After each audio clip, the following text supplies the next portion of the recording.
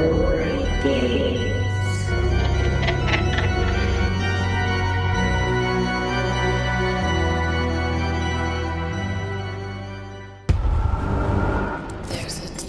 never told you about my first wife, did I? Erica. We got married when I was only 19. I mourned her, prayed with her parents, cried at her funeral. And of course, that has to look like an accident. Did Megan not tell you anything about Jenny? No, never. I'll do the same at yours. You must be confused. I mean, why would your wife do this to you? Probably thinking we're in love, right? Feel that? Your heart is racing. What do you feel? Steady. Exactly. Done playing around. I know these woods like the back of my hand.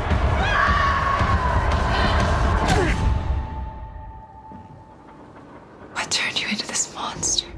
It's nature, not nurture.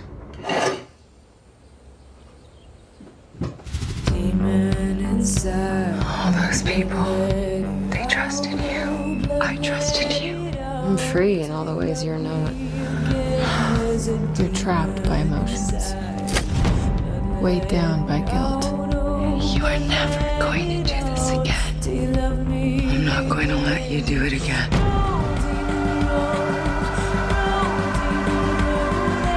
Your conscience isn't a source of strength. It's your Achilles heel.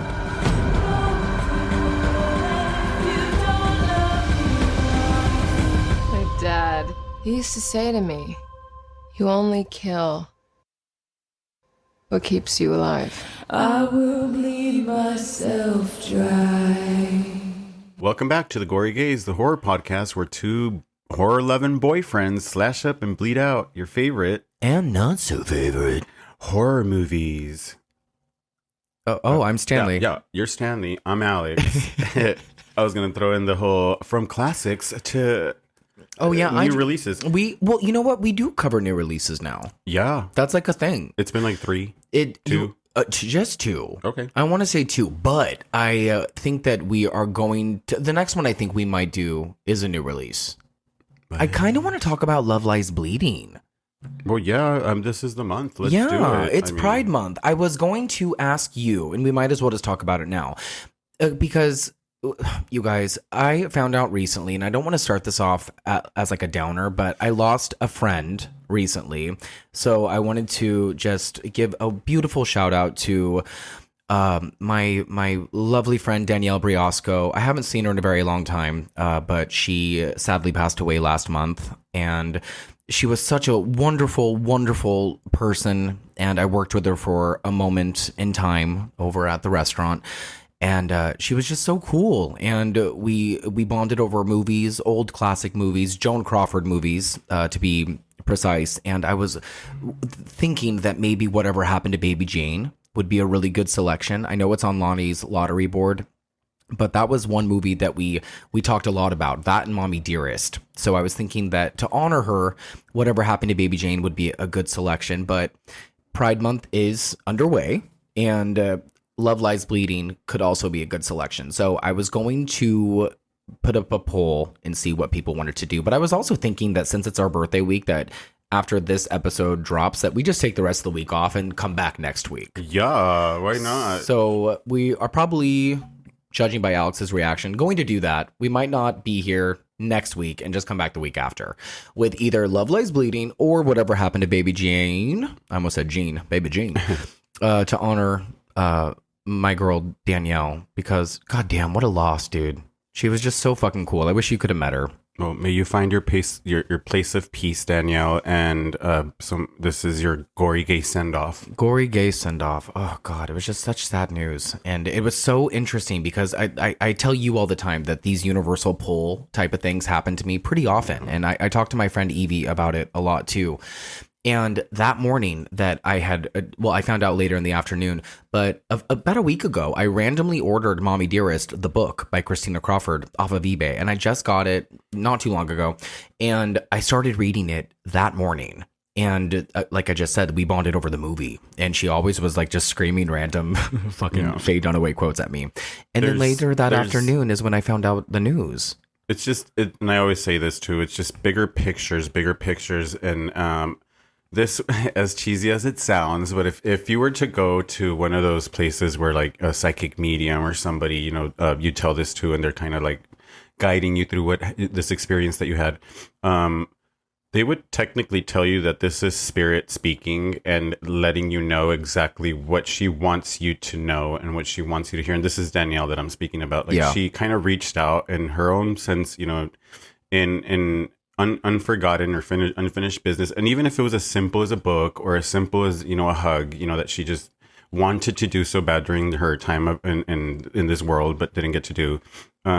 This is literally meant to happen to Stanley right now, like only him, and this can only happen to whoever it's happening to. But right now specifically, this friend of his, Danielle's, reached out from wherever she is, to Stanley just to let him know that she passed, and also catch up on old times and that you weren't forgotten. Yeah, weird things like this are just always happening. And then like we went and saw A Strange Loop at the Amundsen last week as well, and that also like resonated in a really wonderful way. The soundtrack was so good. It was very Rent-esque, and it just reminded me of my friend Richard, who also passed a few years ago.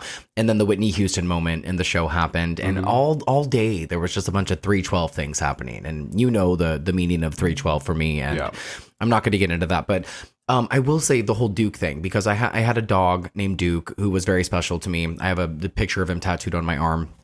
And yesterday we were in Burbank, and I had mentioned Duke in the morning for some reason or another. Oh, I had texted Evie, and I had texted her about Dyke Day, because we had the whole Dyke thing, the whole Dyke Day thing had happened. Let me cut you.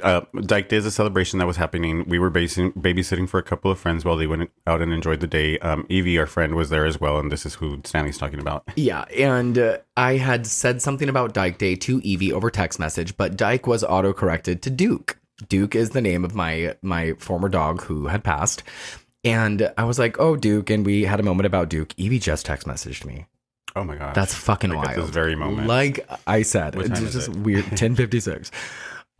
So that being said, Alex and I are walking around Burbank. We just went to this great little vintage store. What is the vintage store called? Fuck, I forgot what it was called. It was something about cats. Oh, the Catnip Coalition. Oh, that was what it was. Fucking amazing Catnip store. Coalition. So fucking cool. There was a guy named check it out. Quincy that works there, who does the art and stuff for the Shout out front to of the store. Quincy. Such a nice guy. We got to show off our shirts. So we are leaving the store, and I wasn't really feeling it. I didn't want to go in the first place, but I'm so glad we went. Alex had a great time. I was fucking digging it. They had a whole bunch of VHS movies and records, and it was just really, really rad. Really cool consignment shop. And as we're leaving, I see this dachshund coming at us. And every time I see a fucking dachshund, I have to introduce myself and like make a scene. It's ridiculous, because I always think of it as my old dog Duke saying hi. Yeah, so, he was doing the whole dachshund thing. I can't say the name. I'm trying to say the truck. He was coming at us, and he's doing the whole little wiener dog thing where his legs are walking right beside him and his little tail's wagging along. It's like, I call it the sidewinder. Yeah, that's exactly what it is. You get what I'm saying? Like, oh, of course. Their little like back legs walk beside them instead of behind them. Yeah, Sheriff does it too. Because Sheriff is a dachshund Chihuahua mix. It's the cutest thing ever. And so I ask the guy, I'm like, hey, can I introduce myself to your dachshund? And he was like, of course. And I was like, what's your name? And he was like, I'm Danny. And I was like, what's your dog's name? And he says Stanley. Mm-hmm. And of course, I like burst into fucking tears, because I just can't handle dachshunds in general. And then this one's named Stanley, right on Duke Day. Like, get out of here. Right on Duke Day. All the Dukes are celebrating. So yeah, anyway. I just thought that was worth mentioning. Let's just get into this. I have a question. What keeps you alive? You. I love that. You keep me alive. I might be 15th on his list of top 5, you guys. You're what keeps me going. But I'm what keeps him going. We are going to be with his loud ass in the morning. I'm cutting you off, sir. We're going to be talking about a 2018 little queer film called What Keeps You Alive, ladies and gentlemen and gory gaybies. I am really glad that you selected this film. And we actually had help with people selecting this film. Speaking of polls. Thank you guys for the help. Yeah, we put up a poll last week asking people if they would prefer us to review a movie called Thelma or this. And it was actually a 50-50, what do you call it? 50-50. It was 50-50. It was a tie. There we go. It was a tied result. There we go. It was a tie. And but ultimately it was Alex's decision, as he had never seen either of the films. I had seen What Keeps You Alive way back when it came out. And I really liked it back then, but I also had only seen it the one time. So I forgot quite a bit of what had happened in the movie. I remember really loving the performances, but I think at the time I just wasn't completely invested. And that has changed. Oh yeah, and what intrigued me towards this movie was I saw just a glimpse of the trailer, and it was just her running through the forest. I wanted to watch this movie so bad just because of the way that it looked, like the forest setting in the back, the fear in her face, and already the blood dripping from her was like, I need to get into this movie quick. Yes, and we're going to get into it. And like, spoiler right now, this is going to be an audio commentary. If you couldn't tell, we are at the trailer at the beginning. Usually that lets y'all know that we're going to be chatting along with it. There's not going to be any YouTube thingamajig. You're not going to do any like viewing it with us, but you are going to watch it along with us today. So we'll let you know when to press play. Yeah, we have a lot of good things to say about this movie. But we will get there when we get there. Do you want to talk a little bit about what we've been up to beforehand? What have we done? If you want to, yeah, we can get into it before we do. Let's just tease them and stretch this out a little more. I mean, we have done stuff. We went to Monsterpalooza. We did. Did we talk about that? No, we talked about how we probably had a good time. Yeah, we did. Because it was coming up. Yeah. But yeah, we did. We went on Sunday of last week, and it was a blast. We met up with Scotty from Fun with Horror.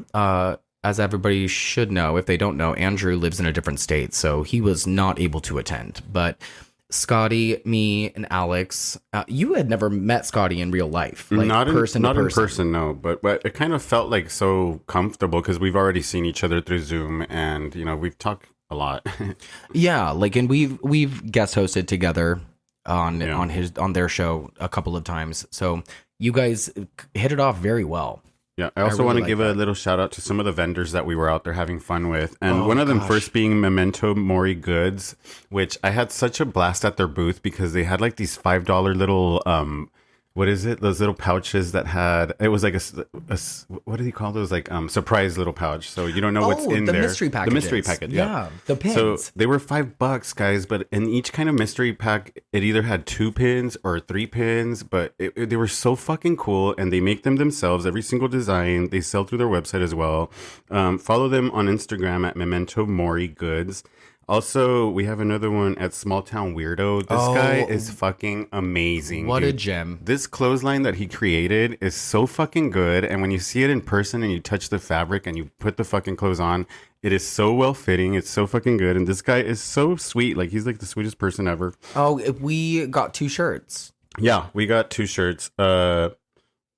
Yeah, we got to meet his husband, or I believe their husband or boyfriend. Well, if they're not married, they are now. They should be now. Oh, they're so cute. We just married you. Adam and Adam. Aren't their names Adam and Adam? Yes. Are we making that up? So check them out as well at Small Town Weirdo on Instagram. Guys, buy some of their fucking merchandise. It's so fucking fun and so cool, and it's the best fucking thing I've ever seen.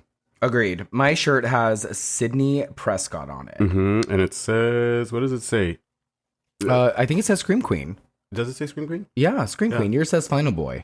Yeah, mine says Final Boy. Does yours say Scream Queen on it? Yeah, it totally says Scream Queen. And it's my favorite shot of Sydney in the entire series. Yes. And she has her denim jacket on and she's doing the spin right after Gail almost hits her in the street. Yeah, and they captured the hair so good too. It's it's spinning. fucking her face is bloody. amazing. And the blood, God. like it falls off the shirt, like off the print onto the shirt. Oh, and they're hand painted shirts. Yes. It's fucking killer, dude. Like this was probably my favorite booth of Monsterpalooza. Yeah. And we didn't meet any celebrities, like What do you mean? no, in the sense of like we didn't pay for like any autographs or pictures. No, we But didn't. we did have a great conversation with Christine Elise McCarthy, and she gave us some recipe ideas. Online recipes for vegan food, which is fucking amazing. And she was really sweet. And so, I mean, I didn't mean that like we didn't meet any celebrities, but we didn't do the meet and greets. Yeah.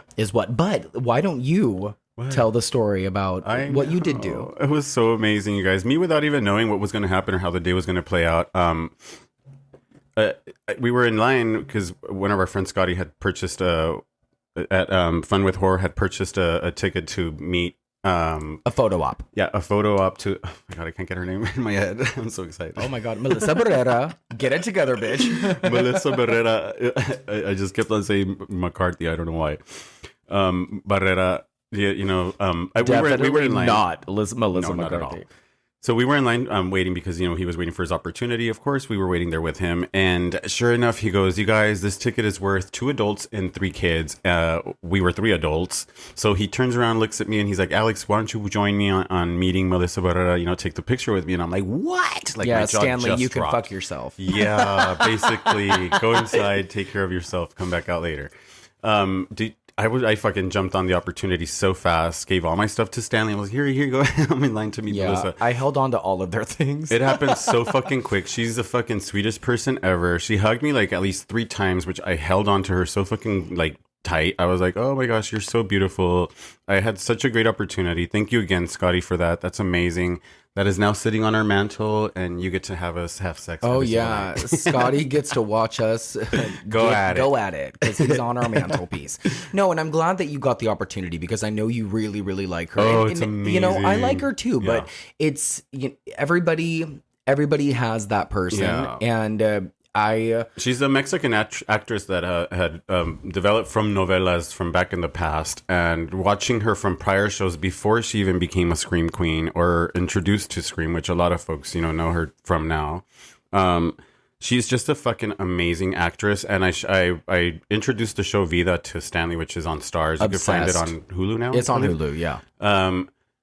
What did you think? She's fucking way more better. I think she's a better dramatic actress than anything, and 'Cause I she- think she's getting better with every project. I was like, so what did you like the best? Because in Scream, she plays an older sister to a younger sister. In this show, she plays the younger sister to an older sister. I like but- her as an irresponsible, like kind of vulnerable, bad decision making, lesser than, you know, like I kind of like her in the position on the show Vita as Lynn. Yeah. You know, I think she's better in that kind of role. Which you're correct, because you were saying, or we had talked about earlier, how in the show Vida, she's learning. She's a whole new being that's, you know, she's just growing. Yeah. And in Scream, she's a fuck up. Like, she's just a total fuck up with everything.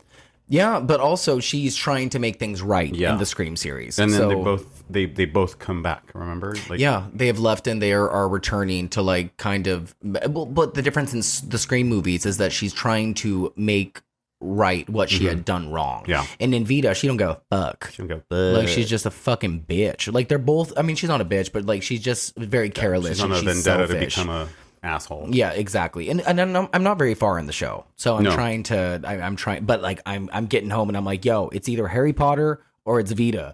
And you guys, we are on the Deathly Hallows, part 1, and I'm you guys, he fucking get to dying over see here. Dumbledore die. Well, and if you all didn't know that, I thought that you and Scotty were kidding the other day. Like while we were in line, they're all talking about like, oh, everybody dies, blah blah blah, and I was like, no, stop. Well, now he's seeing everybody slowly die. You shouldn't get attached to anybody. It's like Game of Thrones. Mm-hmm. Like everybody fucking dies, bro. Come on. It's ridiculous. Don't like get the fact attached. that kids are able to watch these films is mortifying to We're me. like, don't get attached, but we went to buy a Universal Studios pass specifically for Harry Potter World. I'm like highly considering being Professor Snape for Halloween. And the fact that the whole Snape shit happens at the end of the Half-Blood Prince, I was fucking dead, you guys. The betrayal. I actually liked Snape. I thought liked first you wanted to Snape. be Umbridge. Okay, look, Scotty was so mad at me. You guys, Stanley was Team Umbridge. It's not even that I was Team Umbridge. I just love the actress. Yeah, she's fucking phenomenal. She did a fantastic job. If you hate them initially, like Snape, dude, they're doing their fucking job. Yeah, 100%.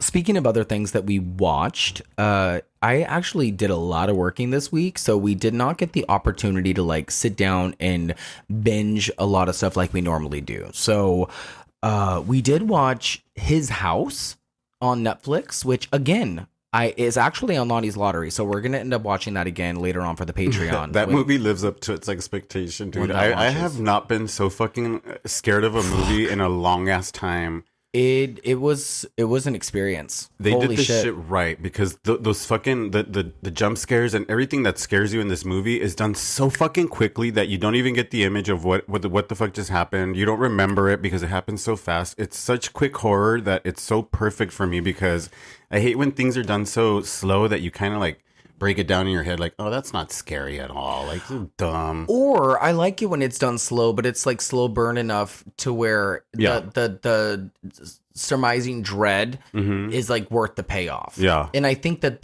this movie had like a really good balance of both of those. Yeah. I think that like haunted house movies are either done really, really terribly or they're done like really, really well. And I know that saying that out loud sounds really stupid and contrived, but this is a haunted house movie that's really done really well. I think it's up to par with like The Shining, and I think it's up to par with It's scary as like fuck. Terrified. It's Terrified. scary. Yeah. Yeah. Oh, I don't know if you saw. Did you see that Spanish film, Terrified? Did I ever show you Yeah, that I one? think so. I think we might have watched most of it, so, if not yeah. all of it. But if you guys haven't seen Terrified, you should watch it. It's the same director of When Evil Lurks. Or Where Evil Lurks. Is it When Evil? Oh, When Evil Lurks. Yeah, Damien Rugna. Fuck. You guys, anything that guy makes. That movie, is you know, gold. those are two good. That's an actual good double feature. Coffee Table and When Evil Lurks. Oh my God. That would be a good fucking 4-hour day for you. That's a Terrible. good flight. That's a good flight. It's the worst flight of your life. Way. Jesus Christ. Guys, I love these movies. I'm a freak. God, literally, like, okay, sure.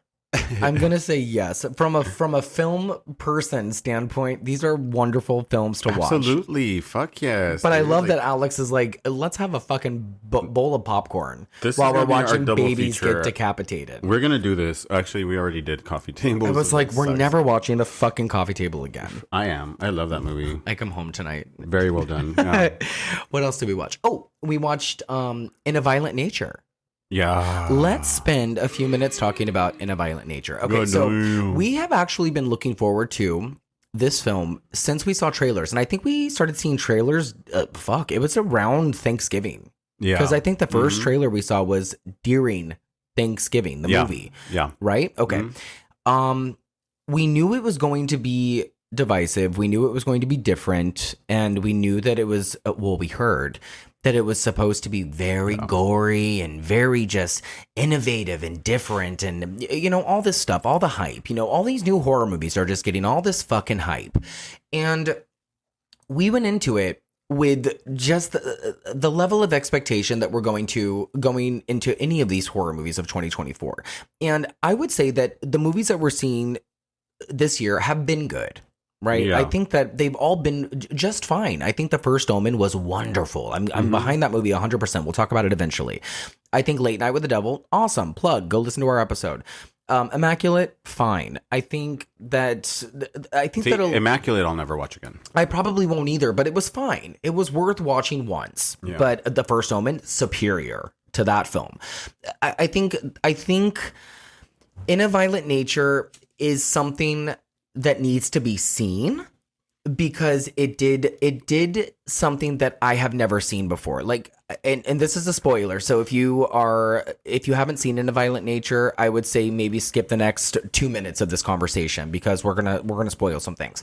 So In a Violent Nature, it puts you literally in the perspective of the killer for what I think is the first time I've ever seen. You're literally in the perspective of the killer almost the entire time of the film. Honestly, I would agree with that, and I would say this is the first of its kind. I think the first film of its actual kind that has been developed the way it was made. It was fucking genius. Whoever you created this shit and the editing process, every single thing about this movie, you're a fucking genius. Now, with that being said, was it entertaining? I don't know if it was entirely entertaining. I was kind of bored a little bit of the time because, again, it's you're following this fucking guy through the forest for probably 35 minutes of the fucking movie, and it's about an hour and a half long. It's a mindset thing, the entertainment aspect, because you're watching it as a movie lover.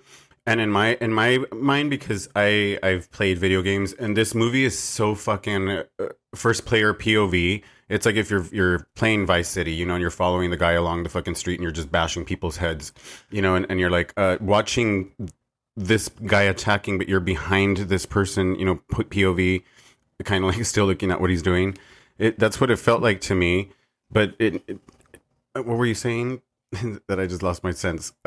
I was just talking about how it was kind of boring, and you were talking about the entertainment. Oh yeah, aspect. so that's what it was. Yeah, thank you. Yeah, that's what it was. So if you're looking at it the way you're looking at it as in watching a movie, you know, you want to watch the movie. Yeah, I'm looking at it like I understood it. Like holy fuck, like this is fucking amazing. Like this is done so good because I'm playing the game without me having even to touch the remote or doing anything. Like I'm watching this shit play out, and I get it from that aspect as well because I appreciated it, and it doesn't mean I didn't appreciate it because I liked that aspect of.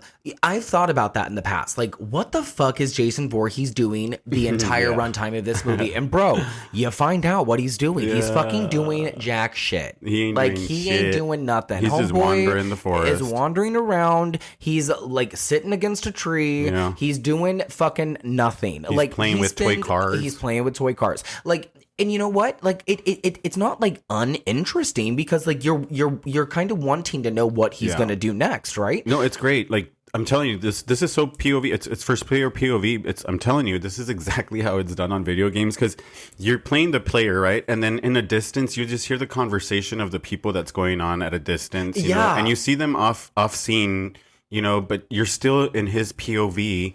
And you're just listening to these people off distance. It's so fucking cool. Yeah, and that's another thing I liked is that the conversations that you drop in on, you're literally in the middle of everything. So you don't really know anything about what's going on. So again, from the killer's perspective, that's kind of cool too because Jason Voorhees doesn't fucking and again, this isn't Jason Voorhees. This guy has his own story, blah blah blah. But like Jason Voorhees doesn't fucking care about what's going on with these kids. He's just here to get his fucking locket back. Yeah. And fucking put his cursed soul back to rest. Initially we all compared it to Jason, right? Like you were like, oh, this is so Friday the 13th. It's essentially an amplified Friday the 13th sequel. And I was on board for the backstory. The backstory was kind of cool. I love that you have like no real logical reason and there's a curse behind it and it makes sense within the universe. The sound editor, I want to kiss your forehead. Oh god, the sound is great. The sound design is fucking just I heard everything and crickets I loved it. and heartbeats and bones. Oh, and no music. No, not one fucking lick of a soundtrack, you guys. Yeah. So it was literally like a couple of nights, I guess, in the forest with a serial killer walking around like a mutant serial killer. And to me, it's like I fucking ran out of the theater smiling because I was like, I don't know, am I confused or was this like a possession movie? Oh yeah, you know, like I totally bimboed out on my possession because I love possession movies, and yes, knowing that this necklace or whatever the charm that he was after, you know, is what brought his spirit back. I was like, this is a fucking possession movie. You can't fight me. You can't fight me. This is me arguing all the time. And it's kind of a stretch, but like you can interpret it however you fucking want. This is the guy. It's a curse. The idea is open. It's great. It's cursed ground. There's a cursed locket involved, etc., etc. Even if it wasn't a possession movie, it satisfied me enough to make me like it because of that. And Stanley, it gave him what he likes. It gave everybody in the audience exactly what they like. At first, I was giggling at the editing scenes, you know, like how he's just walking in the forest and quickly jumps to a different scene. He's somewhere else. Oh, like the time shifts because it's like daytime and then it's nighttime. But then you're still on his back. I learned that this is what I'm watching. It's how the movie was made, not edited wrong, but made. And on purpose. You have to fucking appreciate the shit out of the way that's made. Because yes, like this is exactly what Stanley's saying. Like what does a fucking killer do on his time off when he's not killing?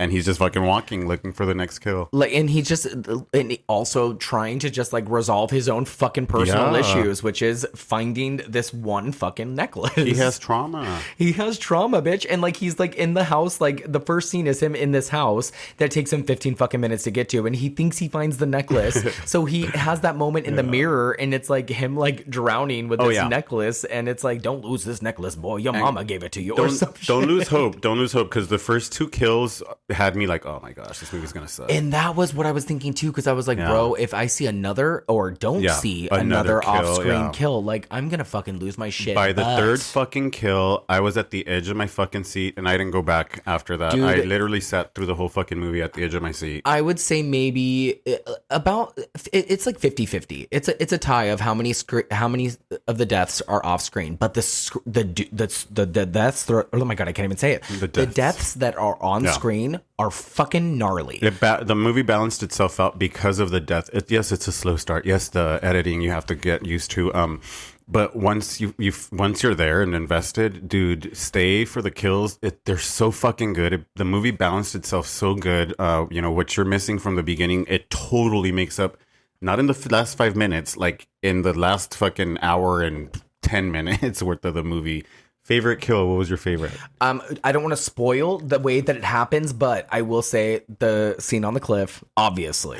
Yeah. Yeah, I will say the scene on the cliff with the yoga girl. And I think that everybody will say that because I've never fucking seen anything like that in my entire life. And I've seen thousands of fucking movies. Yeah. Thousands. What is yours? When the head exploded.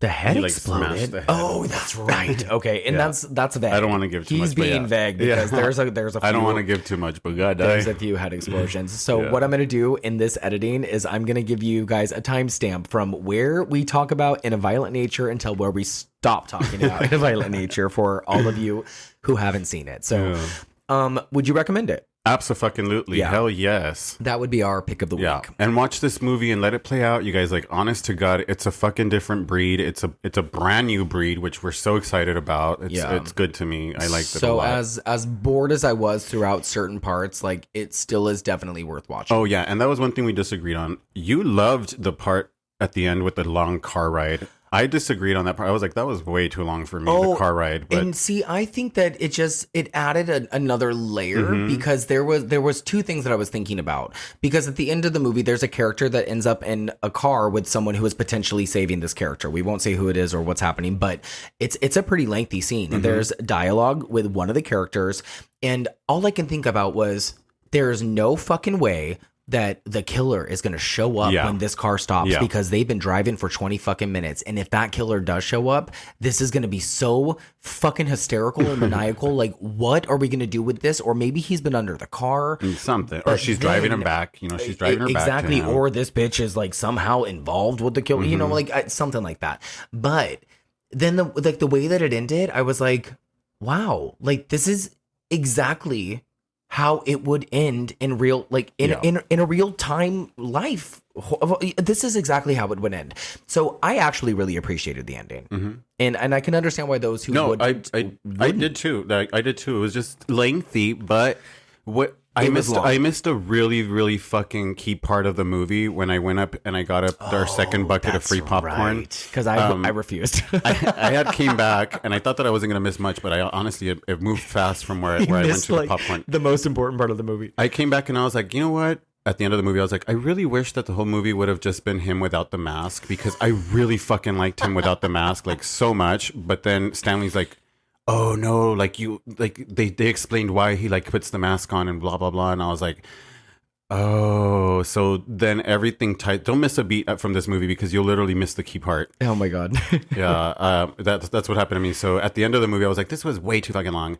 The end, but Stanley then was like, no, that was like key, like when they show that part to where he puts on the mask to this part, because the lady's explaining that these deaths had already happened.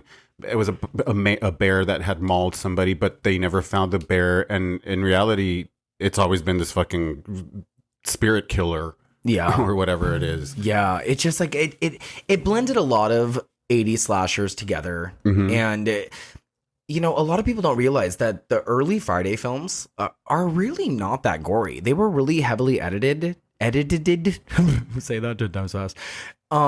And so a lot of people are complaining about the kills that took place off screen. Do you remember the drowning scene where the girl's just swimming and you have that big wide shot of the lake and then all of a sudden she's gone? Mm-hmm. I thought that scene was so fucking good. That was great. I thought that's that was exactly what I wanted to happen. And you know what? The one thing that did disappoint me, but in reality didn't, was that I was waiting for him to underwater grab her, drown her. And then we're supposed to watch the scene completely because he swam from one side of the lake to the other side of the lake to drown this girl. I was waiting for him to come back, like with the body, like dragging the body, like that out would of have the been water. that would have been very very much no just Friday the 13th. Yeah, like and see, I was waiting for him to drag, but this guy was killing for no reason. Yeah, he was just like you're right. like a wild animal, just killing for fun. No, yeah, he was, and that's another thing I fucking liked. He had something he was after, but then and he was just killing for fun. He was looking. He found what he was looking for what kept him alive. Mm-hmm. Oh. It's funny that these two have the same settings. Oh wait, what does the movies? Oh, the one you're so funny. Oh yeah, they both take place in big old bad woods. Welcome home, Sydney. Watch the preview of coming events. Did we mention that it's Judy Garland's birthday already? No, we didn't. We woke up, well, today is Judy Garland's birthday. It's Monday, June 10th. So you're going to be getting this episode the day we're recording it. Congratulations. Yeah. Happy birthday to you. Happy birthday to you. Happy birthday, Judy Garland. Happy birthday to you. Oh. Oh my God. Did you see that annoying Instagram post of that girl that's doing like the indie lullaby? She's like, what was it? Yeah, you showed it. Oh, fuck me. I couldn't stand it. Rock my baby, wanna treat swap, in the blueberry. Oh, gosh, no. Oh my God. And also, another thing coming up is our birthday. Our birthday's on Wednesday. You guys. We're going to go spend it at Disneyland. Yeah. Oh, wait. Well, what are we going to do tomorrow. first? No, we're going to Disney on Wednesday. Yeah. I'm going to go get We're my just busy as shit driver's tomorrow. license. Yeah, we have a really fucking busy week. I'm going to get my driver's license in the morning, and I know a lot of you are going, driver's license? What do you mean? Better late than never. Yeah, but yeah, it's just that I was married back then. I was too codependent. It was weird. So, he was spoiled. I was spoiled. Spoiled little princess. I had a driver. He had a chauffeur. I had a car, guys. Like, I had a multi-million mansion. I lived next to the hills, and I gave all that shit up to be here with you at the Gory Gays this very moment. Bitch, he lived below Oxnard. Oh, fuck. I'm in Reseda. Who lives in Come Reseda? on. Who It's lives in okay. Reseda? I was there too. I lived off Hater Ass. Hey, they mentioned Reseda on 6 Feet Under, so I don't care. They lived off of Adams in 6 Feet Under in real time. It's mentioned on one episode, and I live it up. Oh, we love 6 Feet Under. What else? I'm proud of you, by the way. You know, it took me 7 failed attempts to get my driver's license. I passed it on the second time the driving test, but the written test, it took me 7 times. Oh. And the only reason I passed was because the woman somehow touched my screen. And if the people in the DMV like interfere in any way, it's an automatic pass. At least in Gresham. She touched your screen? Yeah. And I was like, I asked her like a question, and she like, for some reason or another, touched my screen, got the answer wrong, and then walked me up to the front and gave me my license. How dare she? And we can all agree I'm not a great driver. Oh man, no, you're an LA driver. Have you guys ever seen the movie My Best Friend's Wedding? Stanley literally is Carmen Diaz picking up. Carmen Diaz. Wait, what's her name? What's her fucking name? Cameron Diaz. Why did I think Carmen? You're in Melissa Carmen McCarthy mode. Carmen McCarthy.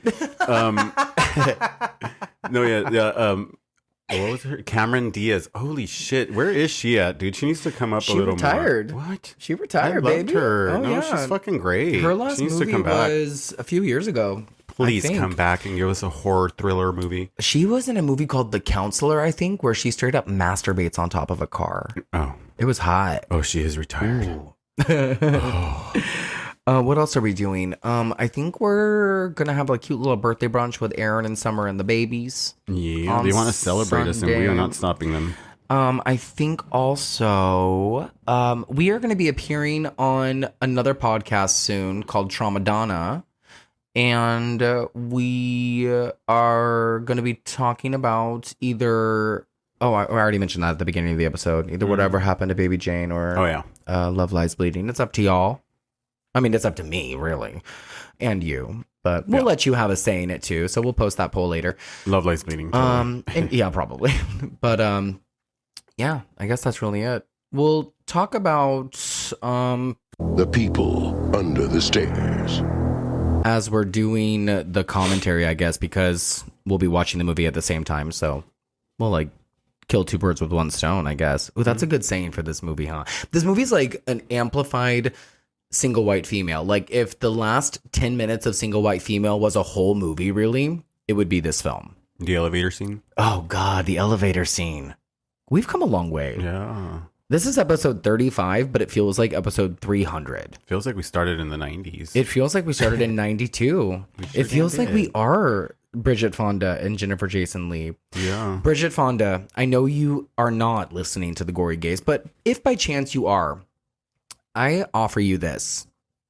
I will write a sequel, what is it called? A requel, I suppose, to Single White Female. Personally, for you. Mm-hmm. That's it. And we'll have Bette Midler's daughter play it. We'll have Sophie. We'll have Sophie Van Hasselberg. And she'll play the roommate. She's my new favorite. Yeah, and we're this is your comeback, girl. We're gonna offer this to you right now, but you have to respond to us. And this time we're gonna play Britney's song. Which one? She looks just like me. That was so funny in the car yesterday. just like me. Okay, guys. So I guess that's really it. Oh my God! Before we get into this, I need to let everybody know that I'm officially part of the Temu cult.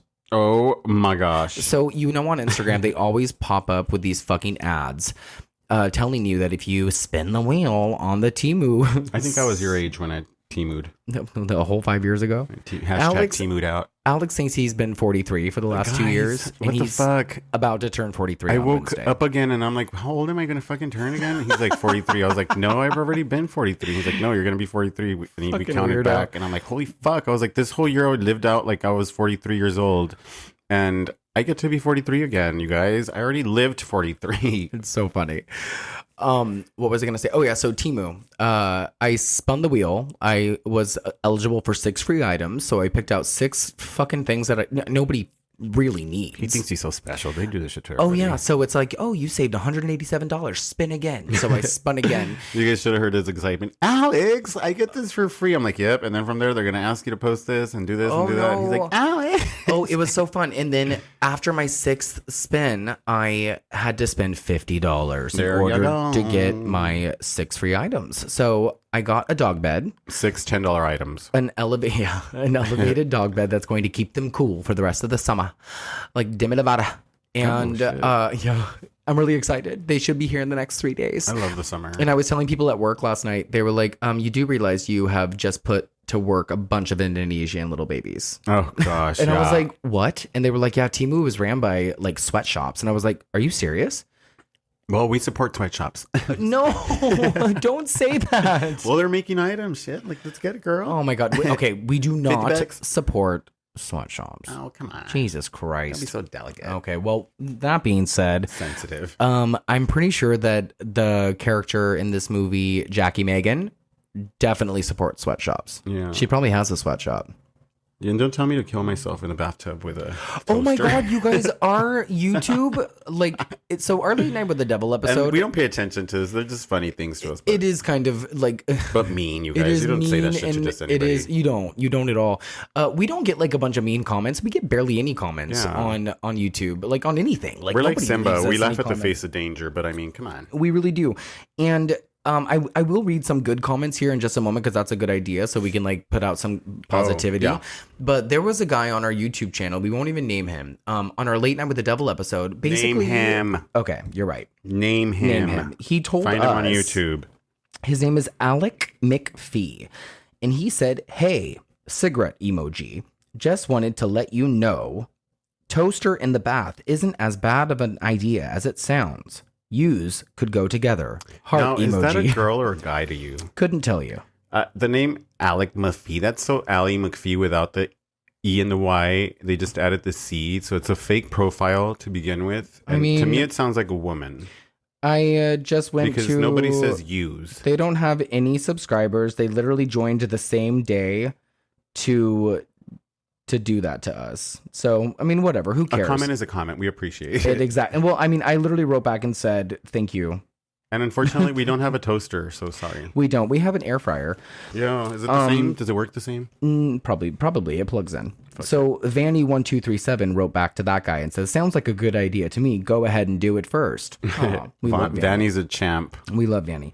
And then another person, Moon Ithy, wrote, I love when the algorithm knows what's in my heart. So shout out to Moon Ithy. And then another one, Jasmine Langley 5233 wrote, Geminis are clearly the best. It's my birthday next week. So what up, Jasmine Langley? Woo, what up, Happy birthday. And then I wanted to read a couple of our... You get a toaster. You get a toaster. You all get a toaster. But for the better reasons, not to throw in your bathtub. I wanted to read real quick some of our podcast reviews on Apple Podcasts. We have one from Evie Pineapple, who may or may not be Evie. It's Evie.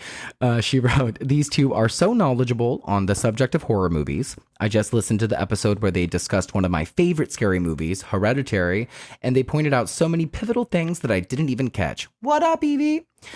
And then we have another one from Robert Prudhomme, who is an avid listener, actually. He reposts our story shares and stuff. Likes a lot of our posts on Instagram. Yeah. He wrote, I really enjoy listening to the Gory Gays. They're a lot of fun to listen to, and I love the excitement they have when talking about various horror films. Highly recommended. Yay. And then a couple other ones that I never read before. Andrew from Fun with Horror said, do you enjoy horror movies? Do you like listening to amazing people who put a smile on your face? If you answered yes to the questions above, then the Gory Gays is the podcast for you. Oh, that's so awesome. Stanley and Alex are a genuine joy to listen to, and their conversations will brighten your day. I love this podcast. Can't wait for new episodes. That's fucking cool. So yeah, thank you guys. Thank you for positive energy, even though there are people who wish death upon us. Yeah. And we're also dog dads and fabulous boyfriends. Yeah, we are. So fuck off, bitch. Also, we just reached 800 followers on Instagram, so thanks for the support. We will be launching a Patreon within the next 30 to 60 days, so look out for that. And that's all. Let's get into this commentary for What Keeps You Alive, where we will probably be talking about other queer cinema that you should be watching, this movie in general, and spoiler, there will be spoilers. Thanks for mentioning, because I wanted to actually throw out a shout out to Bring Me the Axe Pod. Oh, we love that. Oh, we love that. Because he's been posting for LGBT month, the entire month, a single movie every single day that is queer related. And I've actually been paying attention and been watching some of those movies. I watched Saint Maud, which was one of them that he posted. Same director as Love Lies Bleeding. Fucking crazy ass movie. It's so good. What a fucking great watch. But yeah, just wanted you guys to follow him as well, so that you guys can get what's going on and what's hot for this month, as he keeps posting daily, new movies for the entire month. And it's fucking amazing to me that he has the idea to do that.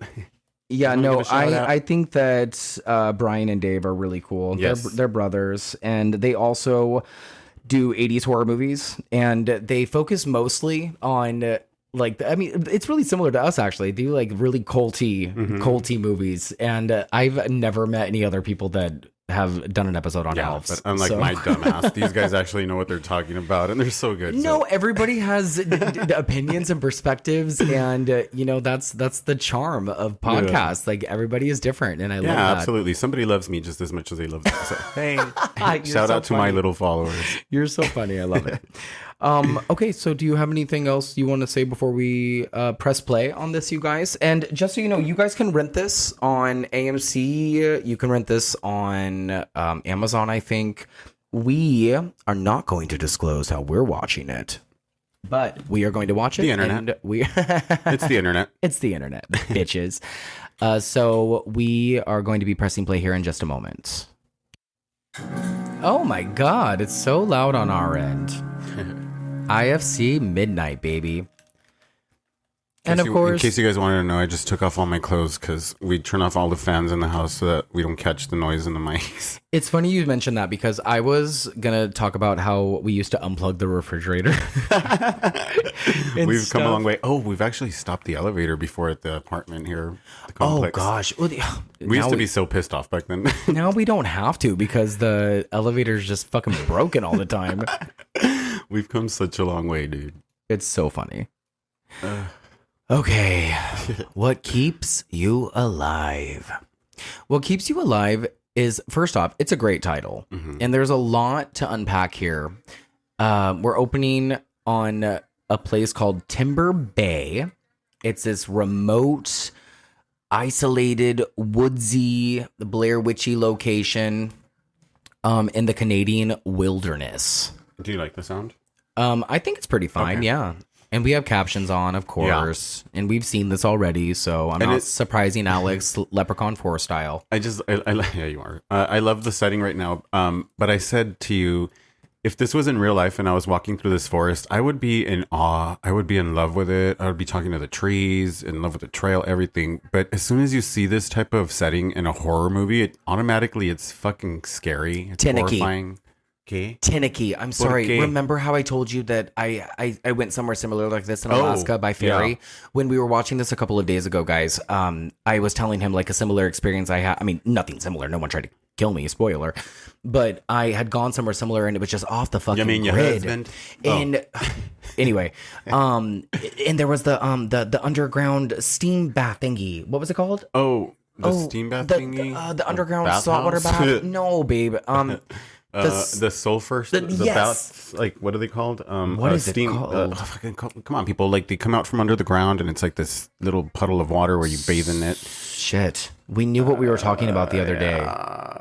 It'll come to us. Yeah. Okay. Fuck, that's gonna bother me. No, it's a geyser. It's like a natural spring. Yeah. Yes, hot springs. Okay. Anyway, we're deviating. So we have Jules and we have Jackie. Yeah. They're a lesbian couple. They're married, and they are played by Britt Allen and Hannah Montana. Hannah Anderson. Well, I think her name is. Yeah. Emily Anderson, Brittany Allen. There we go. Yeah, Hannah and Brittany Allen. Yeah, and Britt Allen is also the composer of all of the music in this movie. She wrote the lyrics to the songs that are sung throughout the movie. She's a fucking gem, and you might recognize her face. She also was in the movie Jigsaw. So was Hannah, actually. Yeah. Didn't you tell me that last night? They were in Jigsaw together, but they didn't have scenes together, which is just fucking magical, right? Like to see them now in a movie, like actually acting like both front women. Yeah. I really love that. And she's a horror genre vet, Britt Allen. She was also in It Stains the Sand Red, which I told you to watch, and you actually did. I actually watched it, dude. I loved it. First of all, I love a good movie that starts in a Vegas setting, because to me, I still like, I'm in love with Vegas. Like, I don't care what people say. Like, I'm one of those like true-hearted Vegas people. I really like Las Vegas too. Yeah, but I've always liked Las Vegas, especially when it's like apocalyptic. Mm-hmm. Yeah, like exactly. When it gets all fucked up. Have you seen a movie called oh fuck, what is it called? I can't remember now. Yeah, but never mind. There's still a contrast between both those movies, though. Not to compare them between movies. It's just the actress in both movies is wow. It's such a contrast. Like, I mean, in here she's very queer. She's very. But here she looks fucking like her acting in this movie, the one that we're reviewing right now, What Keeps You Alive. She does such a fucking amazing job in this movie. Of course, there's some stuff that I would disagree on her character choices, but in reality, like between both movies, the other one she seems so immature, like amateur.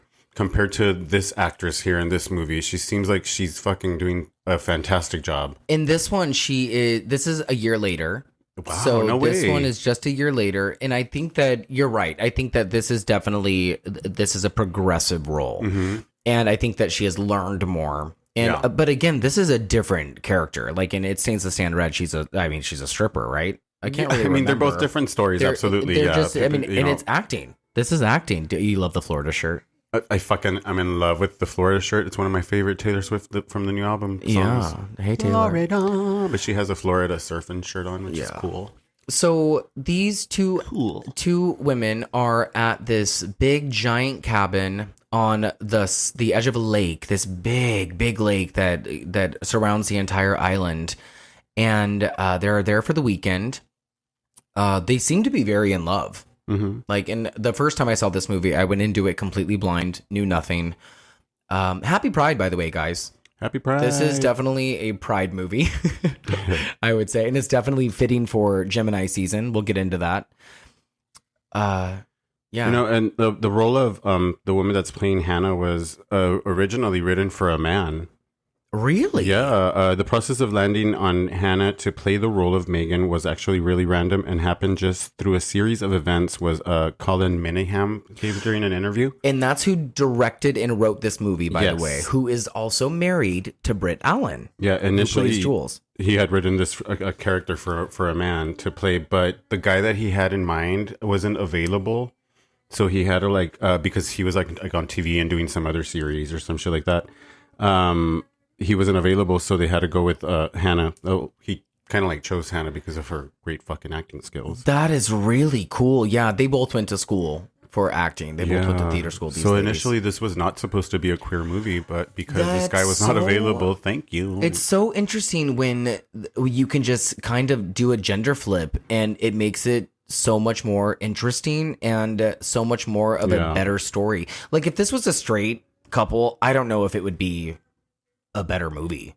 Like I think having two women, especially a married couple, a married lesbian couple, makes it so much more fascinating, because I think having what happens happen, it's just such a fucking flip, because I didn't expect it. I didn't expect it at all. Explore like other guys like for the role. They didn't just go for her like immediately. Like it was literally like they explored other people, but it just was not working. Like the lines were not making sense, and they went with her.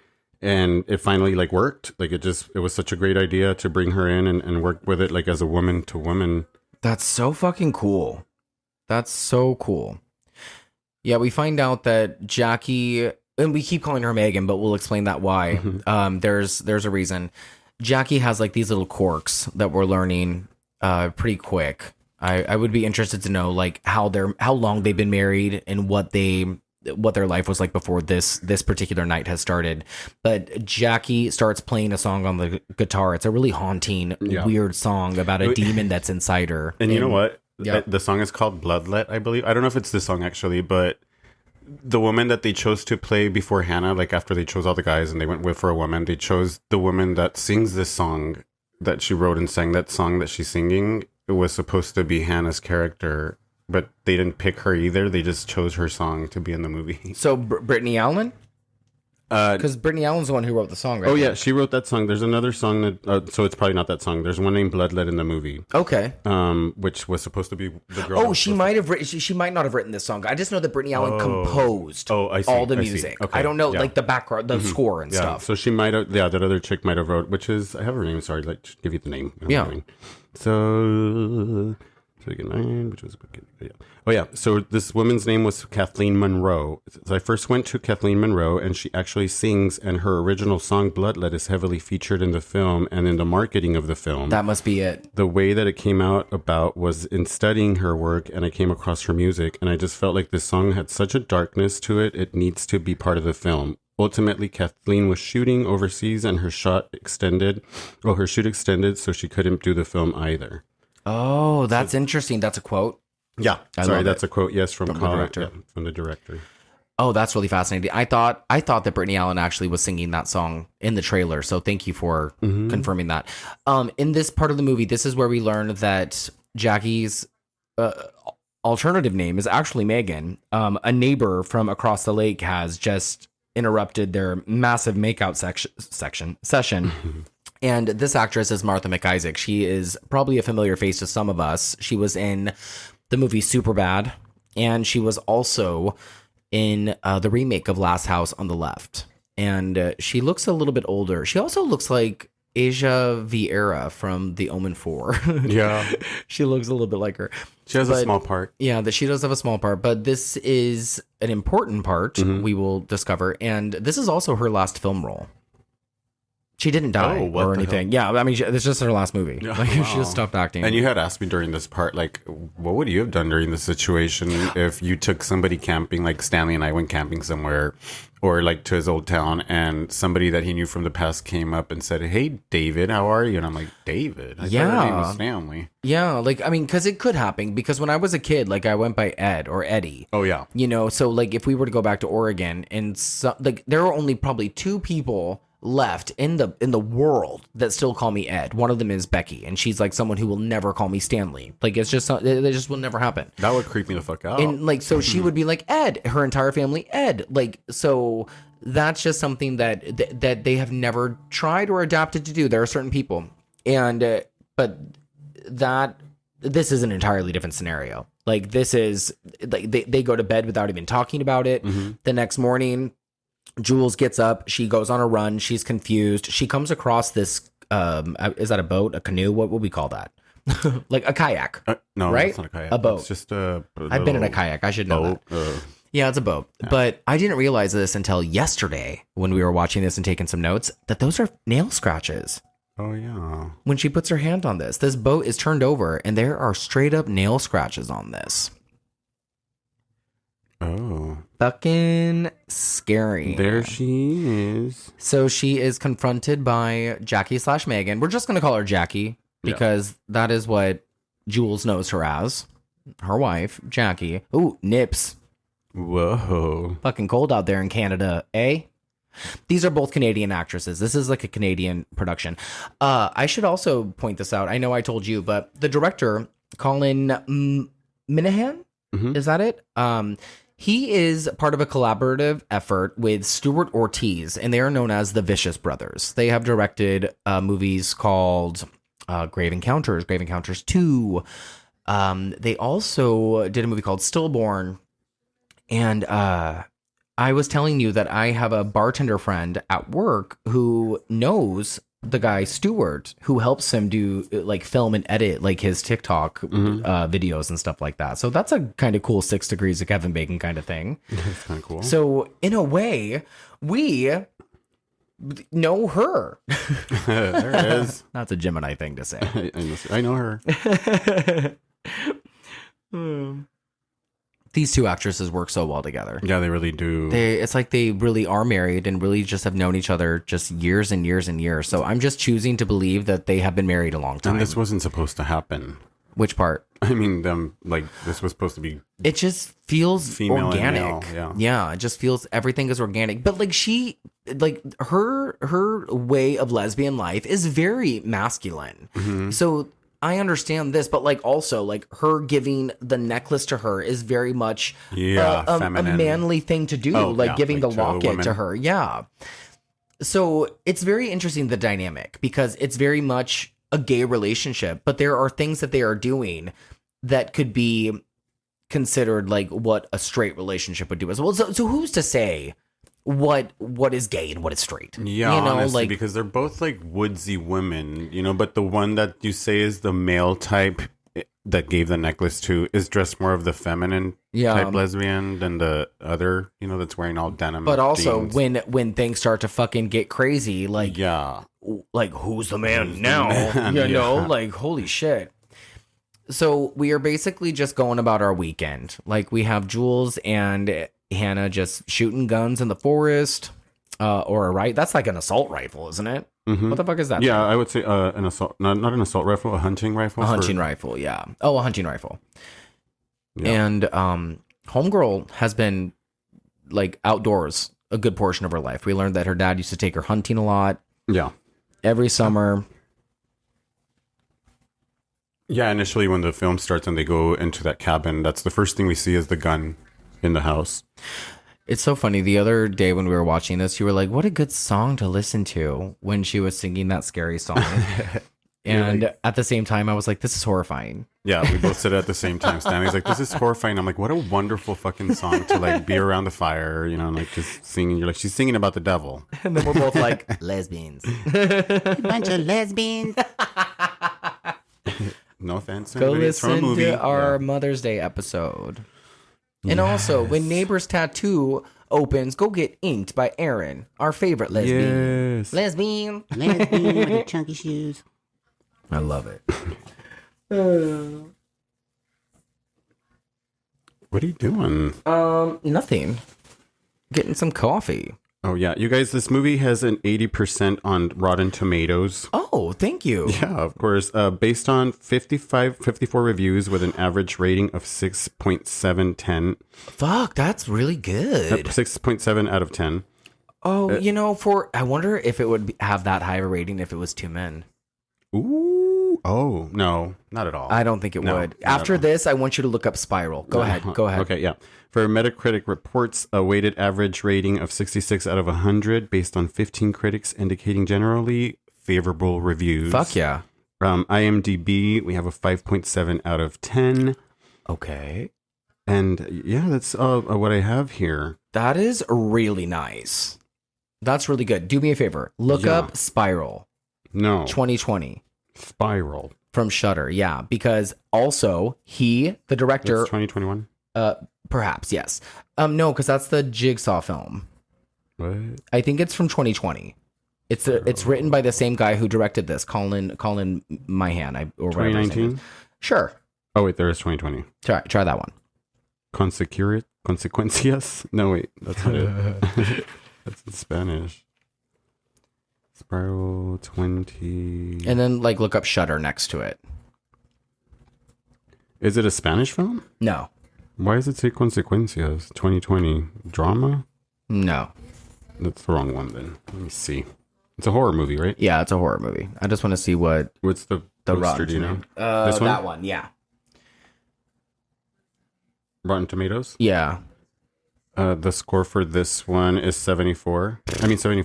Okay. I mean, that's fine. I think you'll probably like that movie just as Oh, I much. see. It's a if not- same-sex cult. Yeah, but movie.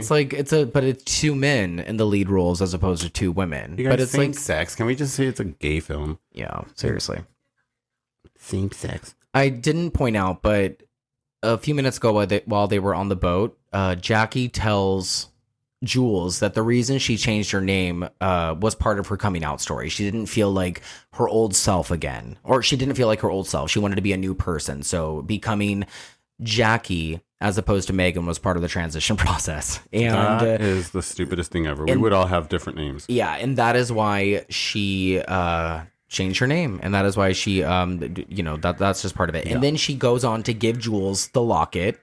Speaking of lockets in A Violent Nature, this might just actually be a prequel to In a Violent Nature. Yes, honestly. There's a killer. There he is, That's over in what the I feel woods. like. I feel like this is happening at the same time that In a Violent Nature is happening across the lake. And then we just hear the little bits and pieces of conversation from Yeah. across the lake.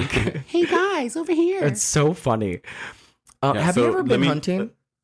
No, I've never shot a gun only once in my life, and that was for New Year's night. Oh New gosh. Year's. I said New Year's. Okay, what were you gonna say? I interrupted Oh, you. I was going to say before we move on that Jackie and Megan are the same person. It's our villainess from the movie. So when Stanley was explaining that whole who Megan and Jackie are, it's the same person. Yes. What was I gonna say? Because we If I have. ever went hunting.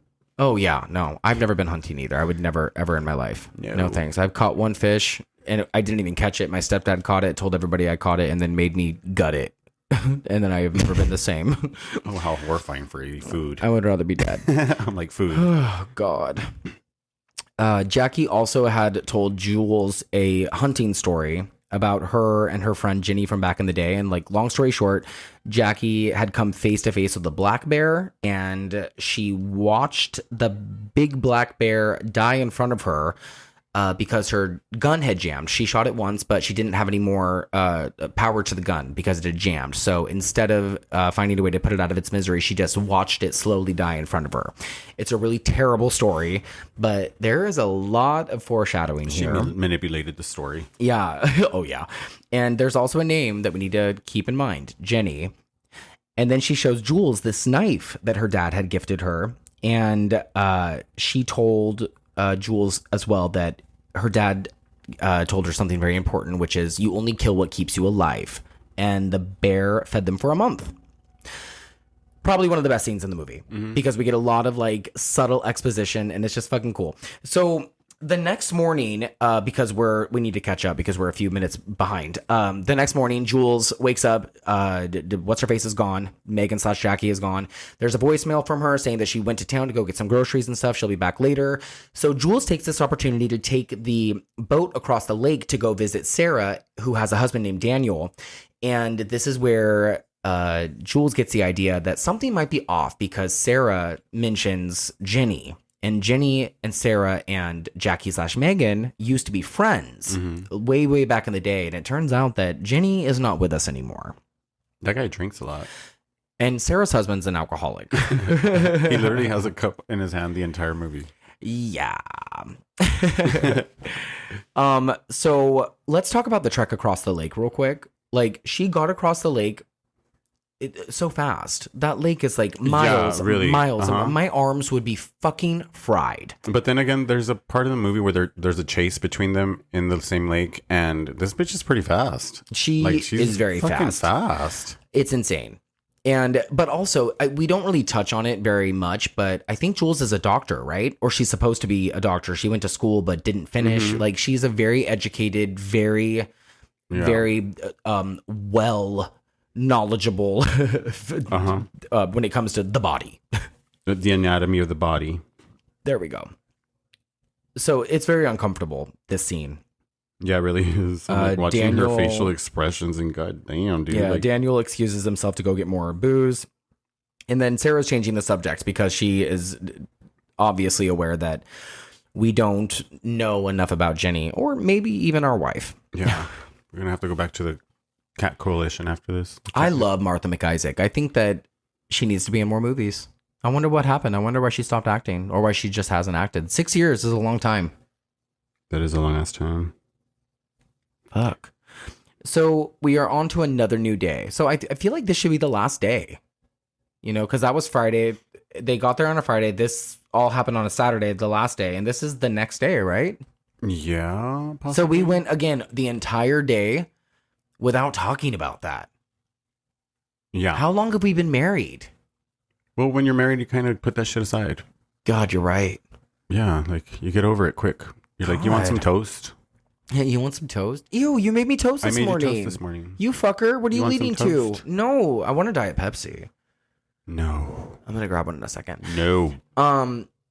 So yeah, they're going to like on a hike or something. And Jules is looking particularly lesbian today. Mm-hmm. And she wants to know why she wasn't told about Jenny, which I would want to know too, because at this point on this weekend excursion into the Canadian woods, we're learning a lot about mental health. Our wife. I'm like, mental health? And that our wife might be a fucking sociopath. This is what sucks about relationships is like getting to know the freak that you really sleep next to. But also, this is why I was kind of thrown off too, because every time Jules asks look at her. Jackie something, she acts it off really well. Yeah, she does. Like she pulls out the tears and she slides down the tree dramatically. And then she says, oh, you know what? Jenny was my friend and me and Sarah and her were close. And, you know, we all went swimming in the lake all the time. And, you know, something happened and Jenny drowned. And spoiler, she's done this 7 times. Yeah. Oh, we're gonna learn, guys, that this is not Jackie Megan's first time around the block. When it comes, stay tuned. You'll find out how and why. To being an evil Jennifer Jason Lee of a bitch. I just snapped my tongue so loud. I kind of liked it. I kind of liked it. Yeah, she does fucking play that shit well. God, it's like really fascinating. Like I said, they play off each other very fucking good. The chemistry is really good. And when they're in love, they're in love. But when things fucking flip, it's like, it's uncanny. It's so fascinating. And it's like, I've said it before about other performances. Like you as an actor, like you really crave a role like this. Yeah. And for both of these guys, like both of these actors really probably had a really good time doing this. Oh yeah. How fun. Wasn't it funny yesterday when we both had that Amy Adams moment? Yeah, because that was weird. Hannah, Jackie Megan looks like Amy Adams, and I was typing up some notes, and I had literally just wrote, she looks like Amy Adams. And as I put a period after Adams, I said it out loud. Oh my gosh, she looks so much like Amy Adams. And I screamed. You freaked. I screamed. I almost threw my problem? laptop out the window. Okay, so where are we? You know what? I sort of believe her. Yeah. Like the moment they have right here is just like so pure. I hate her. And like we have moments like this, which scares me because it's like, are you gonna throw me out of a window? Like I want to throw my laptop out the window sometimes. See, and this is the part of the movie where this is where you like start actually watching the movie and start like caring. You know, the it's the vividness and the you know the compellingness between both characters that starts developing, and you're like, yes, like. You know, team them, like I love them, be in love. You know, it's hard very to find. visceral. Like it's like, and you have like this beautiful wide like panning shot, and then you like think that there's like you want to know more, right? You want to know what happens. You want you want to be part of their life now. Like you want to be in there. Yeah, because you think a new page is turned. Like you're like we're revealing stuff to each other. This is going to be okay. Like we're like learning things as this weekend closes. And mainly that's what happens sometimes during the car ride, you know, when you're with a significant other, you learn a little something that bugs you all the way up, you know, and what's wrong? Nothing. What's wrong? Nothing. Oh, shit. And then you get pushed off a cliff. Yeah. And once you get to your destination, you talk about it, you grow from it, you know, and things change. But in this situation, the pullback is so good. Like the wide shot of the pullback of her just looking over the cliff. I mean, if we're not clear enough, that's what just happened. It's not a strong pullback. It's wonderful. Like it's just great the way the camera's acting right now. And oh my God. And then we see Jules on the ground, all those feet below, like contorted and bloody. It's a reveal behind the cliff. So there's a big rock, the camera panning right behind it. And look there at that she blood. is. I never even saw the blood on the rock. I'm so excited at the positioning of this body. Like they fucking look like they actually broke her apart just to position her, just to get the shot. The color coding of this movie is so good. Like the grays that go with like the purples of her flannel, and then when she's in the woods, look, this is in a violent nature. Yeah, like absolutely. Fuck me, yes, dude. What a good pairing. This is the POV that I'm saying. Like you get to see her doing her shit, but we're behind her, like seeing, like kind of like you have the remote right now, like playing the video. Yeah, that's so funny. I love that she's footprinting every single one of their steps that they just did to get to where she pushed it never off. Considered that. Yeah, she's like basically trailing it back. Like she's very calculated. Breadcrumb by breadcrumb. She's a fucking calculated killer. She's throwing away the clothes that might have fibers or fingernails or scratches on. Like she's doing everything right. I'm telling you, this is not a version. Yeah, and I can't help but think that she got a little bit of inspiration from our girl Jill Roberts from Scream 4, especially with this part because she's practicing her phone call. That she doesn't get to complete until later, but she's doing like a 911 fake phone call in the bathroom mirror. Right here, she reminds me of Joanna. I forgot her name, Joanna something, but she played Reba's daughter. Joanna Garcia. Yes, she reminds me of Joanna Garcia here. They look a lot alike. They have a lot of similarities. She looks more like Amy Adams, but from like the profile, yes, I completely agree. No, she thinks she put on her Sydney final girl jean denim jacket. She did. No, girl, not for you. No, she did. But it's not for her. She's not her final girl. She's not. I think they both have final girl quality. They're both fighting. They're both fighting for their lives, bitch. I think that's psychotic. Look at her. She's like going back down, doing her steps again, and she's literally going. Oh, she fell off a cliff. Like, yeah. What am I supposed to do? Okay, so this part, I mean, because of course, like, what do you expect? She gets back down to where Jackie's body or Jules' body was, and the body's gone. But what's there? The necklace. The bloody necklace that Out she of all gave things. her. And the bloody necklace, I don't know if I mentioned it, but it had a picture. It has a picture of Both her of them and her and Jules inside of it. Yeah. Look at that blood on the rock. So that's another thing. Oh, also another good movie that could go with this is Revenge. With Matilda Dixon. That's not her name. Matilda something. But it's very similar. This girl gets assaulted by a bunch of guys, and as she's running away, she is pushed off a cliff and she gets impaled on a stick, but lives and then goes back after the men. Yeah, I don't know if you would have lived. Like, it's a stretch. I mean, but you banged this your head, too, like, this too. against that rock. Would she have lived?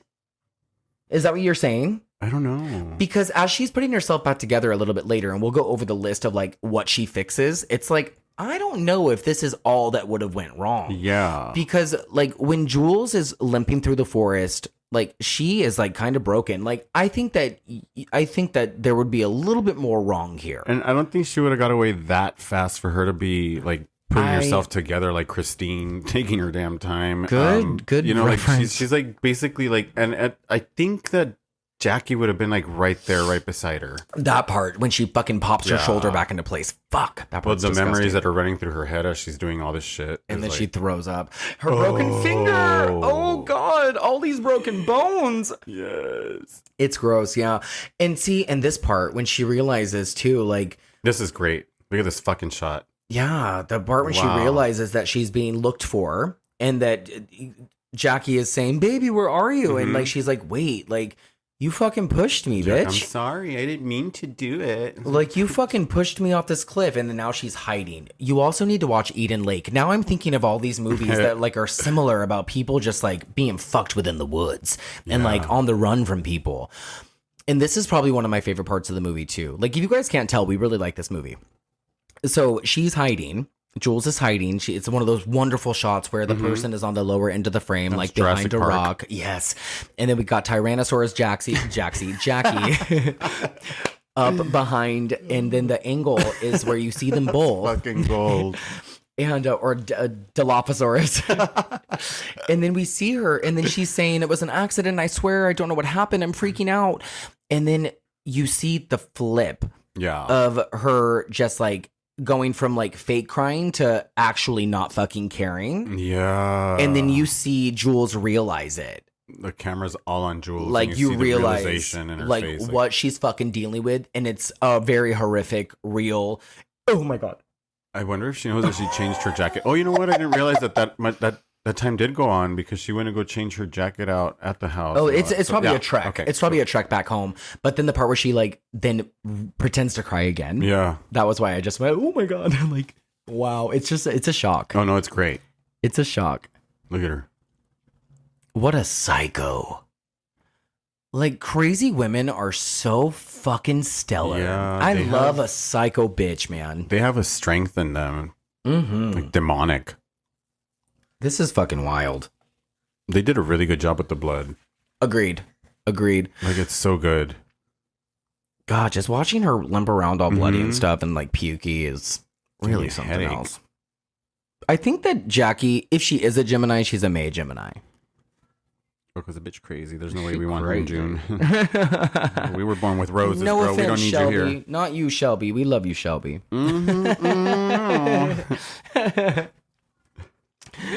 You ever been camping with Shelby? I haven't. Well, you ever been hiking with Shelby? I have. You never know. She didn't Oh, push me off no damn cliff. Yeah. She motivated me up that hill. Was she love this behind you the part. whole time? We were walking side by I'm side. all trying to make sense. No, wait, somebody's gonna push somebody, girl. I love this part because she's still pulling the, "Are you okay? Everything okay? Please, please." scared. And then like it flips again. And then it's, "I'm done fucking around." Or well, she says, "I'm done playing around." But Yeah. it would have been better if she said, "I'm done fucking around." It was a Wes Craven movie. If it, oh, rest in peace, Wes. I don't know why I sounded like a phone sex operator. Oh.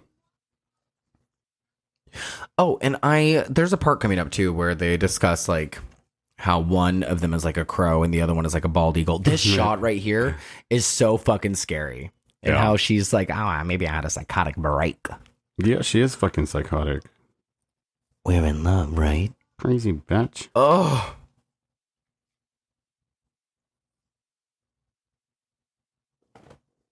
How scary. How scary. I think that there's nothing scarier than like waking up next to somebody that you think you knew and realizing you didn't know them at all. And the fact that over the course of a couple of days, like she like was trying to trick herself too, like telling herself like these red flags like were not real. Well, yeah, necessarily that could be broken down in any situation. I mean, you know, I used to be in a life where I even thought I was like somebody else or that I wanted to be where I was. And in reality, it's like you never really knew what you wanted. So therefore, the person that I was with never really knew me at all. It was like weird. Yeah. Fuck off, bitch. Fuck off, bitch. Fuck off, bitch. Look at these fucking shots, these memory glimpses of them just being happy together. And I really love how all of them are in black and white. Yeah. Do you dream in black and white? I don't. Do you dream in Spanish? No. That's a good question. Do you dream in Spanish? No, I don't, because I don't think I actually have conversations in dreams. I had this gnarly fucking dream last night that I was... Did I tell you? That I had this Do you giant actually cut remember, on my like, leg? conversations in your dreams? Like, all I remember is, like, voices like... I don't think I've actually thought about that. There's no actual voice. You know, I think that if I have thought about it, that I probably just make up the context. It's like, you're making it up as you're seeing It's contextual. It, right? Like, Yeah. So you're like, and then there was this person, but they were in the corner over there, like, doing this crazy shit. But I can see in my head that I can see what they're doing, you know, like. Yeah, I'm in an aerial view a lot. Like, I'm like hovering over myself and I can see what's happening. Oh, girl. Like, I'm never like in my perspective. Like, I'm looking at you. Oh, you have a demon attached. You're stupid. Oh, that's not dreaming, girl. That's a demon. Shut up. She's watching you sleep. Oh my God. So this is the part that just passed, is when they're having the memory in black and white, or Jules is rather, and she is thinking, or they're talking about the differences between the crow and the American bald eagle, or the bald eagle, not the American bald eagle. Wait, isn't the American bald eagle like the bald eagle is that's the chief America's bird. Yeah. bird? Uh-huh. Okay, so yeah, the American bald eagle. That's the one. Have we talked about? We'll get back to that. Have we talked about how she is diabetic? Yes. Okay. No, we have not. Okay. We haven't. Jackie falling is apart. diabetic. Yeah, she is diabetic. She just popped some insulin into her tummy, and now she's prepping for war and going to look for Jules in the woods. I don't get it, dude. But she does blend fucking well in these woods. Look at her. Like, her father trained her well. Her daddy did train her well. Her father. So the difference between a crow and the difference between an eagle is a hunter, and an eagle is brave and courageous and will fight to the death, whereas a crow is smart, intelligent, and witty, I guess. I kind of did like a little dive on it yesterday because I was curious. Oh, that's kind of cool. I really like that. So that's their characters. Yeah. So she has the crow tattooed on her shoulder. My answer was like everything. The feathers, the beak, the fucking length of him. One's bald, one's not. The other one cocks. The other one screams. Did you just say one cocks? One cocks. Oh, Alex. Well, it does. Caw. When they were talking about the story, that's how they said it. Cock. CAWK. Where's my phone? Are you going to look for it? I want to make sure that Crow's cock. I was... No, it is silly. I want to make sure that I was right on the caw. Or no. Oh my the God. caw. No. I knew it. The difference. The crow meaning. I can't believe she drinks that fucking water. Just fucking disgusting. It's been sitting there, dude. But she needs to drink something because she's like losing it. Yeah, well, now she has fucking tapeworm. So, Okay, that's what it is. A crow symbolizes transformation, change, and intuition, and is also considered to be a very smart and intelligent and wisdom-filled bird. So it's very similar for her character because what she goes through, right? Like by the end of this movie, she is a fucking, you know. She's a phoenix. She is what she is. Yeah. Oh, no, I don't want to talk about the phoenix. Fucking phoenix. No. You remember that shit, man. Hey, man. All of a sudden, I'm fucking Cheech.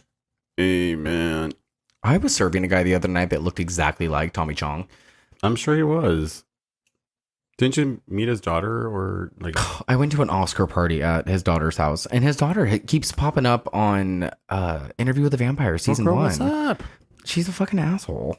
You left that show on purpose. The show on purpose last time. You're like, you gotta watch the show, and I'm like, I'm home tired from work. It's so Let me fucking gay. unwind. It's so fucking gay. I shouldn't say she's an asshole. She's actually fine, but like it was just an uncomfortable, weird experience. I don't know. Whatever. She's an asshole. So the bald eagle represents determination, grit, and strength. Ugh. Oh, That would be her. So we got Jules running through the forest, and then we have Jackie, who has just lined up a deer. I think that this is a very poignant moment. Am I using that word right? no. I think I've used it a couple times in the last few episodes, and I don't know what it means. Well, poignant. Painfully affecting the feel. Yeah, it's deeply affecting. It's touching. That's right. Haha, bitches. So in this, the way that they filmed this, it looks like that that Jackie has found Jules, but Jules has actually found the house. Jackie has actually lined up a deer. Jackie does not kill the deer. Why? Because it's not going to keep her alive. No, it's not. And who is going to keep her alive? Jules is. That's why we're trying to kill Jules. Because why? Jules is running. Jules is running. Jules is fueling the fire. Yeah. And I didn't realize that we're trying to kill Jules because of money. Oh, so yeah, this is what our villainess does. So she basically is a widow, and she's done this several times. What she does is marry these women and sign their insurance papers over, and takes care of all that business, and then just fucking kills them. And I believe she's been doing this over and over. She has done it at least 7 times. At the same location. Yeah. Because everything is just, she's done this every fucking time, every fucking year with different fucking people. So my question is, wouldn't have Sarah and Daniel have met other wives? Or maybe not. I don't know. That is one plot hole that we could have delved into a little bit. I would have taken a little bit more time with those characters. Yeah. They kind of do away with them pretty quickly. There's a few plot holes in the movie that we kind of push around because we're like, we're watching a movie. It's fine. Make believe land is fine. It's fine, and we're like so invested in these characters that it's okay. So this is the part where Jules is putting herself back together in the bathroom of the house because Jackie is out looking for her in the woods. So she is kind of examining herself, figuring out what's wrong. Her ankle is not broken, it's sprained. She doesn't have a burst spleen, it's just bruised. She's taken 3 aspirin. She has sewn herself back together. She had a big gash in her stomach. She's and she also doesn't have to do this in the bathroom. She doesn't, but she could go next door. Well, there is no next door. It's all the way across the lake. I mean, she could go to the next room. Oh, she could, yeah. Girl, get out the bathroom. And this is the part that is confusing to me. When she's breaking her finger back into place, that's the most painful part. Well, because you're watching it. Oh, I guess so. The pain happens when you can actually see it. Yeah. Yeah. When you can't, it's like, fuck that. Like, I don't know how people do that. Like, Emma Roberts in Scream when she stabbed herself in the shoulder, like... That shit's like, fuck, how do you even get past the point of the breath to fucking take to do shit like that? I think if you just have that will to make something happen, you're going to do whatever either it to takes. wound yourself or repair yourself. But it's the same breath that you take, like, pain. It's determination. It's the bald eagle. It's the bald eagle, yeah. What keeps you alive is going to keep you alive. Crows are cocking. Eagles are mopping. I don't know. Scrubbing day is a holiday, and yes, that was good. Do it again. Holiday. Holiday. God, I can't wait for Christmas. No. Sorry. Okay, so Jackie has discovered all of the aftermath of Jules trying to clean herself up. It looks like someone had a baby in there. Looks like someone's on their run. Oh my God. Well, I guess Let's be vivid, live, and in color. it's Pride Month. Yeah. Quiet. Podcast is over. Oh, this is a rowboat? Yeah, a rowboat. Row. Okay, your so 3 aspirin fucking set her good, dude. She's good. She is good. 3 aspirin and she's in Woodsboro. This is a really tense scene. So now she is paddling her way back across the lake so Great she can shot. go. It's a great scene. This whole segment's awesome. And Jackie is shooting at her. And then she sees another boat like up against the shed. So she gets in the boat and starts paddling towards her. Somebody landed a house on that boat. Dude. Hopefully y'all are still watching along with us. See how fast she caught up to her? Like, girl. So fast. But she's fucking, like, I'm telling you, she has that psychotic strength. Psychotic strength, you guys, is a whole different fucking animal. And that goes to show, like, is she actually shooting up insulin or is Homegirl shooting up steroids? I don't know, man. But Speaking of steroids, Love Lies Bleeding. Whew. yeah, We should just talk about Love Lies we Bleeding. could use her. Love Lies Bleeding was good. Yeah. Fucking good. You know what was good? What's good? She leaves the sand stained red or whatever. It stains the sand red. It's so fucking good, you guys. It's so good. Like, wow, what a fucking great movie. I love Vengeance, and it's a fucking great movie. It's a zombie movie. It's her mascot. Like, it becomes her fucking mascot. That's awesome. there's a scene in the movie where no, I don't know. No, say it. Well, yeah, well, she's getting raped by these two men, you know, like that find her in the desert. They're supposed to help her, and like she's getting raped, and the zombie guy comes and like fucking helps her. Like it's so fucking great because it's like exactly what you want to happen. If like this girl needs a hero, and sure enough, here comes the zombie. Oh my god, I love that though. Yeah. I love that he saves her. Yeah, it's fucking amazing. That's it's cool. so fucking cool. Like the movie, the concept of the whole idea of the movie is fucking great. Love it. Yeah, maybe we'll talk about it one day. Just so you know, guys, when we start doing our Patreon, which you'll be able to subscribe to and support us, we're going to be doing a lot more commentaries. And we'll be asking for suggestions on what movies you want us to talk about. And you'll also be able to join us and talk about these movies, etc., etc. So when that approaches more, we'll let you all know. There's a part right here that we're at where they're both struggling on the boat. Jackie has a knife at Jules, and then what's her name's husband sees from a distance. Danielle's husband? Sarah's husband, Daniel. Yeah, Daniel. And he's drunk. So always he's drunk. watching from a distance. He's like, "You girls doing all right? You okay?" And they're both like, "Yeah, everything's fine. She just got a little nervous or some shit like that." And then he's like, "Hey, how about you guys come over for lunch later?" And they don't answer. And then they're like, "For dinner." And Jules like yells out, "Yeah, dinner." And I'm like, why couldn't she just fucking yell out for help at that moment? Oh, well, yeah, no, he is, because they're supposed to have dinner tomorrow. Because Jules had invited them over for dinner the next night when everything was normal. Mm-hmm. And then when he's like, oh, like we're excited for dinner later or tomorrow. And then she's trying to cancel. Jackie's so good. Yeah, Jackie's like, oh, sorry, never mind. We're not going to do that. She lets her hair down. You know, she gets comfortable. Yeah. She's like, nothing happening here. She's a fucking psychopath, dude. She knows what to do. Yeah. And then Jules pipes up and she's like, dude, let's do tonight instead. Yeah. And Daniel agrees. He's like, tonight would be better for us. So is that a way for them to be like, well, he's expecting us tonight, so you can't kill me? Yeah, you can't kill me tonight. Because if you kill me tonight, you're going to have to work faster and harder. Yeah. And you're going to have to kill them too because they know where I'm at now. Exactly. And you're going to have to work harder. But this just makes for look at her. more story. I don't know who's best, but I think Jules to me is the fucking best actress, but Jackie is just as fucking matched up. They're just such different characters. And it's so weird because when you're playing these parts, like, and from what I know, and I've never played either of these parts, I've never fucking done anything like this, but you have to believe what you're doing is right. You know, as the actor. So as I imagine what this Hannah woman is doing, she believes that she's doing the right thing by killing this lady. So when you see these people doing these things, she thinks that what she's doing is her motivations are correct, you know? Yeah. And so if you believe her, like, she's doing a good job. And so I think that that's like the most fascinating part about watching bad people do bad things in movies. It's hard to know who's in the right, who's actually like right. Because like she had said, or like she says later, she says, what happened? Did your dad do something to you? Like, did something fucking, like, what went wrong with you? And she was like, nothing. Like, honestly, it's nurture. Mm-hmm. Or it's nature. It's not nurture. And so it's like, oh, like, it's literally just you. Yeah. Like, it's like you decided to, and it's like, well, fuck me.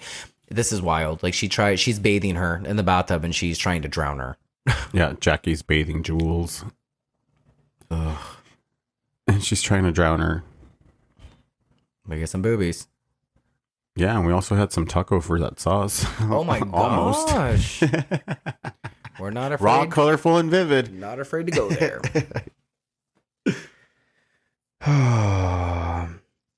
Look at her right into, oh yeah, the way she stabs her, or when she not her, but like when she's explaining the other story. Which one? The one about her ex-wife.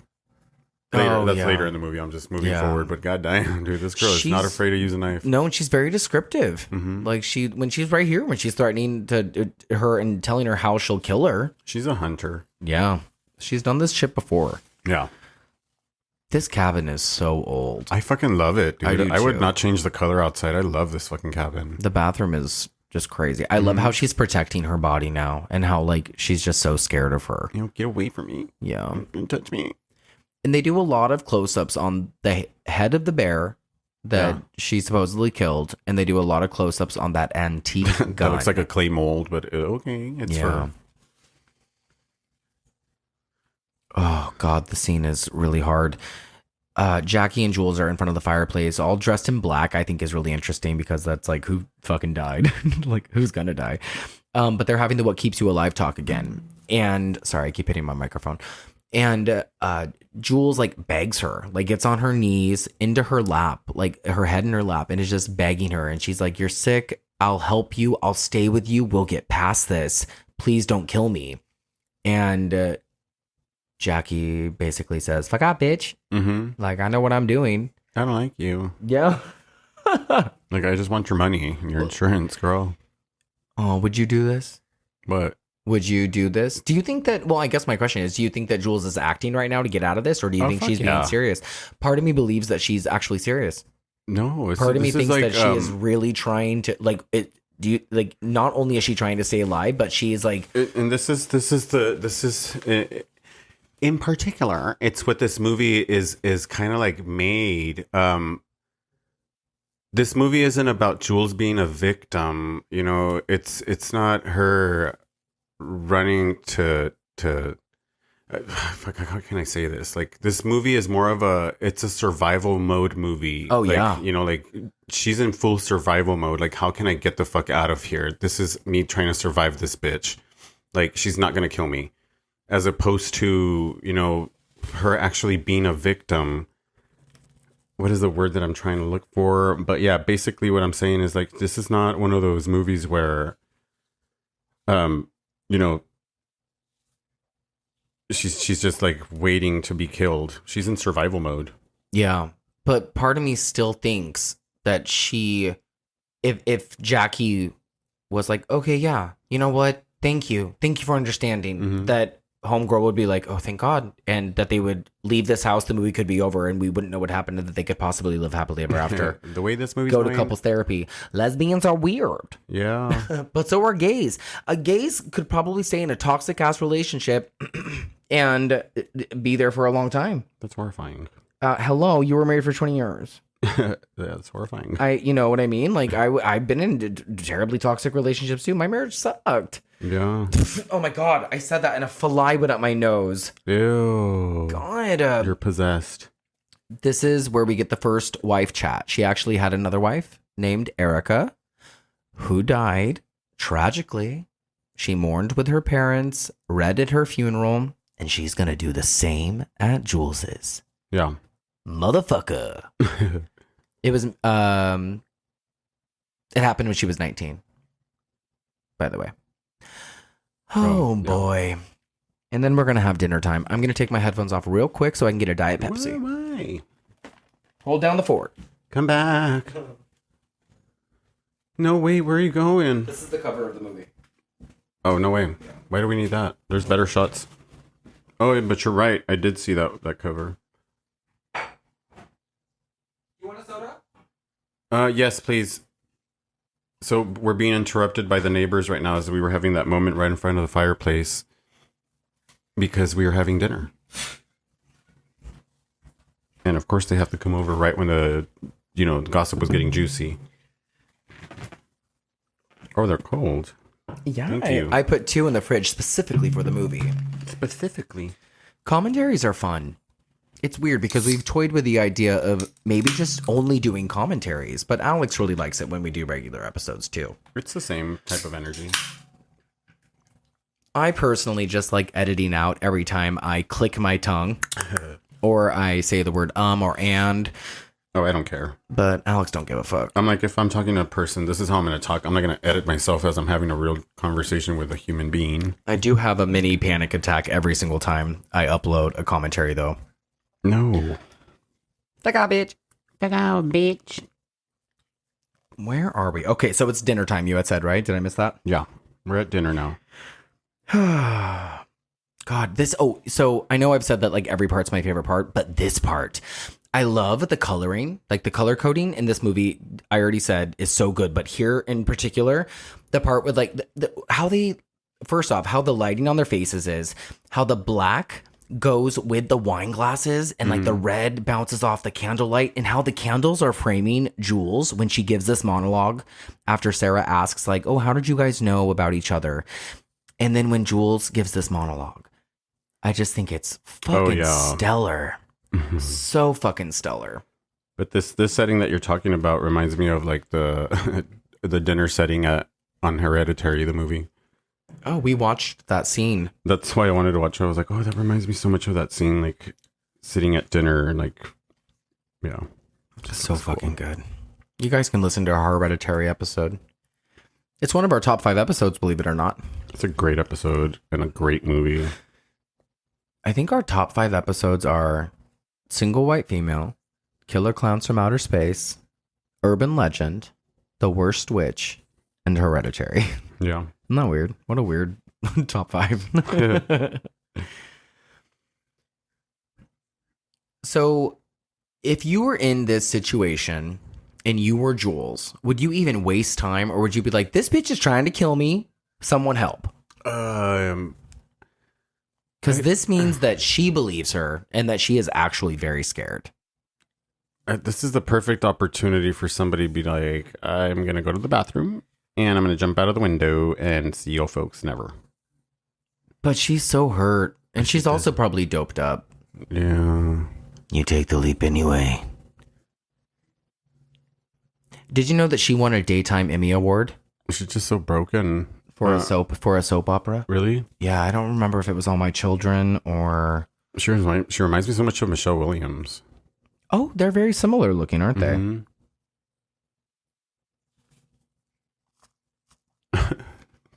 Well, if dinner isn't awkward. What's funny is I look up Britt Allen and Toni Collette comes up. And look who else comes up. John Travolta. Oh my God. Your best friend. You guys, let me tell you. They're in love. About my BFF, John Travolta. So I was at work the other night and who comes in but Mr. Danny Zuko himself, which he's come into the restaurant before, but I've never actually met him or seen him. But this night he comes into the restaurant with a few of his family members. There's 5 of them all together. They sit in the private room and he's not my table, but I knew that I was going to have to find a way to be in his presence so he could say something to me because I wasn't going to say something to him. And I go into the private room at the end of the night when 2 of the members of his party had went into the bathroom. One had already left. So it was just him and another guy who I think might have been his dad or an uncle or something. So I go in there, pretend to be looking for like a salt shaker or something. And then he says, hey. And I looked at him and I said, yes. And then he said, what is your name? And I said, Stanley. And then he said, I'm John. And I said, I know. And then he grabs my hand and just starts to shake it incessantly and tells me that he loves the restaurant and loves the food and loves everything. And the service is always so good. And he's so nice to meet me, et cetera, et cetera. And the only thing that I could say was, you have very soft hands. And then he said, thank you, I moisturize. And he went on to compliment me. We complimented each other's bald haircuts, and he said that I must go to the same barber because that's what bald people say to each other. I talked to him about Grease and Carrie. It was like a really cheesy conversation and we just humored each other. It was really fucking cute. And then when he left, he literally blew me a kiss. Oh my God. It was the fucking cutest thing in the world, you guys. You're having an affair with John Travolta. I am. And you're invited. Now, don't you guys get the idea that you could just show up at Tuscanova? Oh, yeah. Well, and see John Travolta and sit in my Johnny's table. Because don't you dare. He's taken. Anyway, I'm gonna give him a Gory Gay card because now I know him personally. And yeah, and I'm gonna make him listen to the show because he's so amazing. Yeah. So back to the show. We are now at the part where Jackie has slit Daniel's throat because he has implied that he is aware that she is insane because Sarah has talked about it in the past with him. And as she is looking in the window, she sees Jules desperately talking to Sarah, and it's kind of indicating that she's asking for help. She really slit his throat because he drank all the wine and she wanted another glass. Yeah, let's be real. She's an alcoholic. Okay, go ahead. Sorry. No, that's fine. So she goes up, she kills Daniel, brutally. And then she goes inside the house, runs right past Jules, chases Sarah up the stairs, and stabs her to death. That shot of the knife in the shadow against the wall, so psycho. It's very psycho. This is like our psycho Biddy moment. Mm-hmm. This is our whatever happened to baby Jane. This is our single white female. This is our every psycho female moment If you have ever wanted. only they would have sprayed the walls with blood, would have been so much fucking juicier. But it sprays on her very pale white face and her red hair. And then she says, Jenny fought harder. Feel that. So that also tells us that she killed Jenny. And I love this. Is she wearing a shark tooth necklace? Oh, maybe because they were in Florida, like surfing and shit, right? Maybe. Yeah, I don't know. I never noticed that. That part is fucking scary. Yeah. She goes to Jules and she takes her own hand she takes Jules's hand and she makes her feel her own pulse. And she says, what do you feel? And Jules's heartbeat is like, out of control. Mm-hmm. And then she takes Jules's hand and puts it against her own throat. And then she says, what does that feel like? And then she says, it's steady. And then Jackie says, exactly. Oh my God. Now she's getting all Dexter on us. Dude, she has done this. Putting plastic all over the house. She has done this. And I think that she just looks so different and sophisticated in every scene. Like a tight haired bun. Yeah. Like she just looks so chic. Look at her. She looks like Christina Applegate right there. Not no more. Sue Ellen, did you watch the Don't Tell Mom the Babysitter's Dead remake? No, and we need to watch the original together. Fuck, I love the original. I was about to play it last night. That E.T. wouldn't play, so I couldn't play E.T. We have E.T. I know. Oh. Oh my gosh, she's chopping her up to pieces, dude. When she pukes in her hand. Ugh. Can you imagine taking an axe to a leg? Oh my chopping through the bone? And I love it. And she's like, you're going to help me do the next one, so you can stop puking right now. Look at her. She's so Michelle Williams. I love it. What movie did we watch where they take the... remember that movie Soft and Quiet? Yeah. Where like the white supremacist ladies? Fuck, dude. That's what this part reminded me of. Now we're just throwing body pieces into the lake with our little Rapunzel moment. Oh, God. This is a beautiful shot. Yeah. This part right here, when they are going back, they're paddling back to the shore. It's sunset. Did you notice? Oh, the fog Or would right this here. be sunrise already? I think it's dawn. Yeah, it's sunrise. Yeah. This is In a Violent Nature. I think we could just call this episode In a Violent Nature. Yeah, Yeah. I would. Yeah. Oh, yeah. Hell yeah. Because that's what she says. Like it's Nature versus nurture. Yeah. He's making her clean up her own blood. Or like, that's Sarah's blood. Yeah, Sarah's blood. Jules is making Jackie clean up. Jackie's making Jules clean up the blood. God damn. I understood you, and that's all that matters. There's my soda. I said that I was going to mention some other queer films that people should definitely watch. I know it's a Halloween film, but Hellbent is a really good movie. It's about a bunch of homos that go celebrate Halloween in West Hollywood, and they're picked off one by one by a guy wearing a devil outfit. It's fucking killer. You all should invest in anything directed or written by Greg Araki. We both really like Mysterious Skin. It's a tough watch, but if you can get through it, congratulations. You should also watch Nowhere, The June Generation, Totally Fucked Up, White Bird in a Blizzard. Those just awesome. And I think another fun one was Butcher Baker, Nightmare Maker. Yeah. What Saw else? the trailer. Yeah, Wizard you of saw the Oz. trailer. The Wizard of Oz. Oh God, The Wizard of Oz is fun. The witch is the scariest. Well, What did she say? ring around the posy and a pocket full of spears. Oh, ring around the rosies and a pocket full of spears. Well, She's so fucking scary, dude. we just watched the clip of her melting earlier because it's Judy's birthday. We're gonna go visit her grave today. By the way, We're gonna take her some flowers and have a cute little lunch. Yeah, we're gonna get some food, and then I gotta go to work. Should we buy a sandwich and have it at her? We absolutely can. Yeah, I think that's good. Oh, this is the part where she says, "It's nurture." Every framed shot of Hannah is, or I'm sorry, Jackie is fucking good. She's a very classy girl. She looks very fucking classy as shit. Look at her fucking wearing the outfit that she has on to do this kill, like this final, scene. Yeah, we're nearing the final stretch. agree. We don't have a lot left. Oh, this is it. Okay, so we have been obsessed lately with Moonlight Sonata by Beethoven, and it's because of, initially for me And anyway, also from Dario Interview with the Vampire. Argento. Oh, sorry. Oh, and this is very Dario Argento. The lighting and oh god, yes, good call. But at night we'll go to sleep usually listening to the Return to Oz soundtrack by David Shire, and or the Harry Potter soundtrack because fucking A, why not? And or Moonlight Sonata, and then whatever plays after Moonlight Sonata, it will put us to sleep. And it's just like what we've been doing at night. We'll either fall asleep to that or just nothing.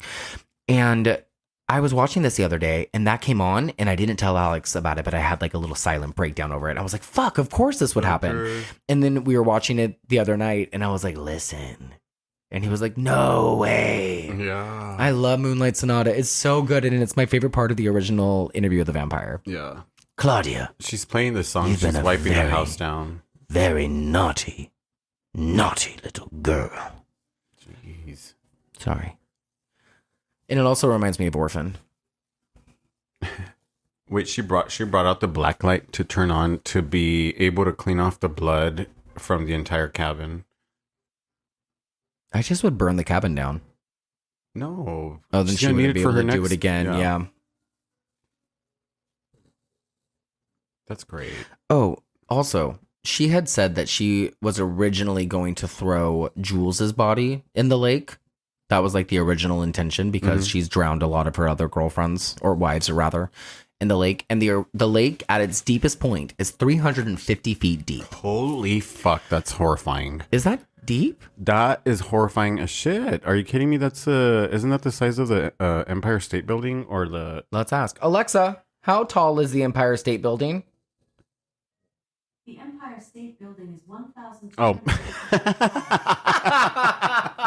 I've been to the top of the Empire State Building. Wait, and it's 300 really feet? high. That's like that Superman ride at Six Flags Magic Mountain. That is Alexa, 300 feet tall. How tall is the Superman ride at Six Flags?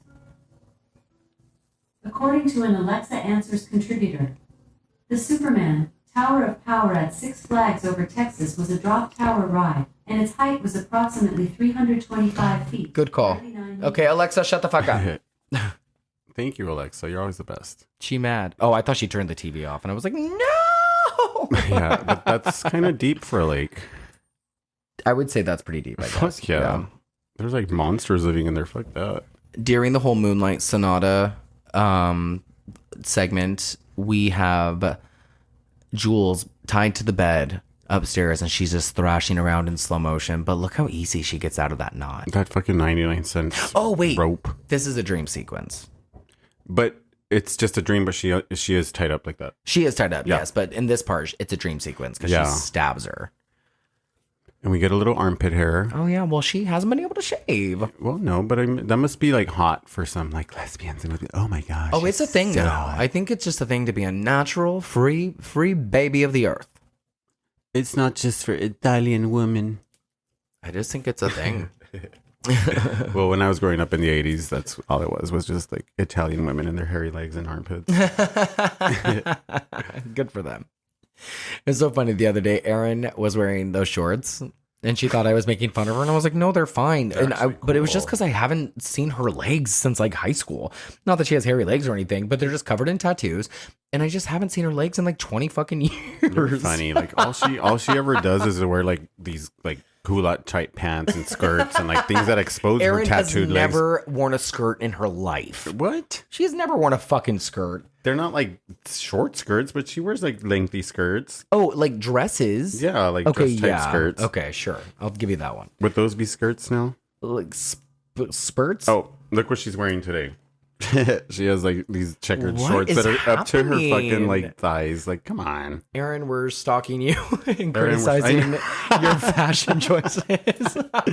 Oh my god, that is scary, dude. When you could do it social media. We're literally talking about her and I'm on her site like, look what she's wearing today. We should be talking about Chloe Sevigny and Kim Kardashian. Oh gosh, no, that was the awkwardest. Why did you ever show me that? I felt so bad for Chloe. Do you want to know what's sad is I watched almost all 45 fucking minutes of that. That is horrifying for both you and Chloe. They should have never ever done that to that woman. Chloe? You mean... Oh, sorry, Chloe. Yeah. I almost said Kim. Get the fuck out of here.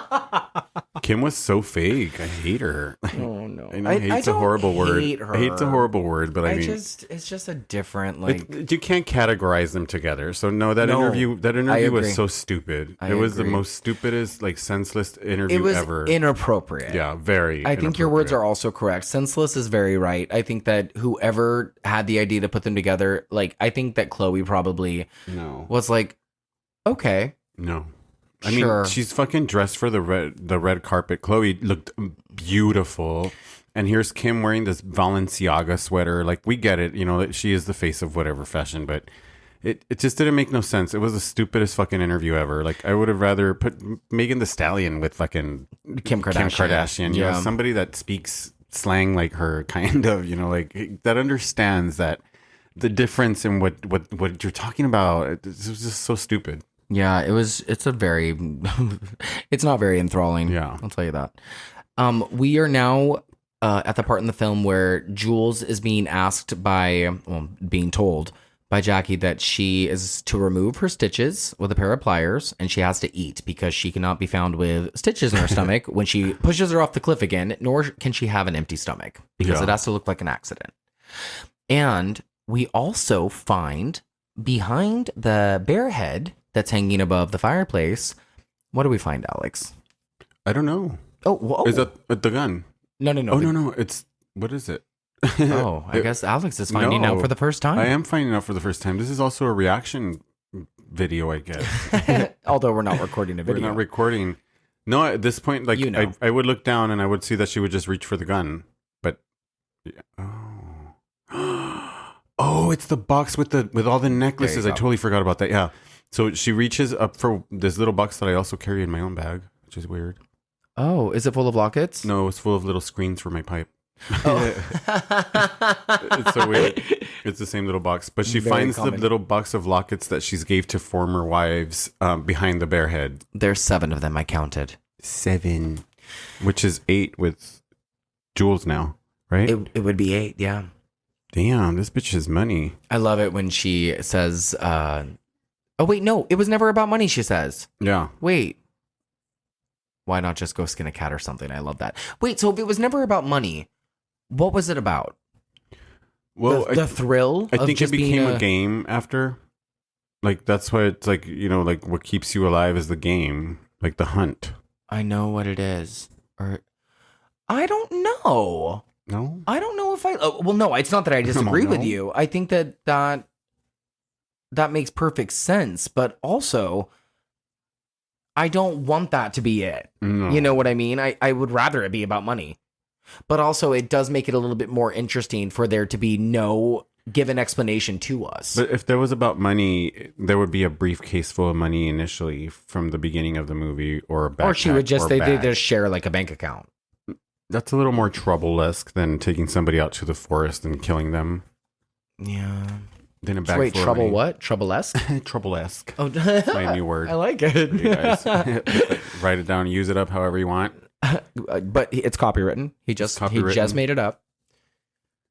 You'll find it in our Gory Gay merchandise dictionary. Our dictionary that's coming out in the fall. Trouble-esque. So now we're getting another chase scene through the woods. That is another thing I really love about this movie, is it has some intense chase sequences. Yeah. I love the Scream films because almost all of them, with the 5th one aside, has really intense chase sequences. And this ends-ish kind of, or we are now where we were, like where the thing started getting heated. We're back on the cliff. I love their outfits. Like, I don't know, I have a weird brain, but when I watch movies of like terror or like horror or something that happens, like the world is going to come to an end, some bullshit, I always picture like what outfit or shoes would I like to have, like, you know, like during like the whole when Scream first came out and you were younger. I always wore the same boots, like, because I really liked the way the boots looked in the movie Scream with the jeans, you know, and all that shit, and it became my thing to wear boots. And now I'm always like, what kind of shoes would I would want? Like running shoes, like something that's more comfortable that'll keep me running. Like, yes, I would want something that also lets me hike, for some appropriate, places. Yeah. I don't know. Does that run through your head? Like, what would you wear? No, Kim, that doesn't run through my head. I'm thinking about my Seriously. emotional How to stay alive? What keeps you integral alive? stance. I'm like, those are the wrong shoes. I don't want those. That's awesome. You know what? But wouldn't you though? want to be dressed like a badass? I mean, if you're killing, like, as a final girl, wouldn't you want to be dressed as a badass? Would final want to be boy? wearing my small town weirdo Sydney shirt. Hell yes. 100%, and Fuck that flannel. yes. That flannel, absolutely. 100%. So I'm And who maybe the her ripped fuck jeans. knows? Like, her ripped jeans are cool. But I feel like you would want to be wearing that Florida shirt too. I would want to wear that Florida shirt. Just throw a jacket on me and some boots, and I'm Fuck good. yes. And what I don't love about this part is that they both do a role reversal, because they're both smart characters, right? So earlier in the film, Jackie leaves Jules. She comes back, Jules is gone. In this part of the movie, Jules very well knows that she should fucking just kill Jackie. Mm-hmm. She leaves. She comes back, Jackie's gone. Yeah. Right? But this is a part that reminds me of The Descent, because at the end of The Descent, the character Sarah drives off and she has her big, like, emotional breakdown, and she's just screaming and crying. And it's just a really beautiful, It's a personality sad trait. moment. Like, it's a personality trait. Jules has it, Jackie doesn't. Like, And Jules, no, you're right. Yeah, maybe she can't kill because it's not going to keep her alive. yeah, like, she just doesn't have it, and she understands that this person's sick in the head, and she's like, I'm not gonna. Why do not that. try to Like, stop that car?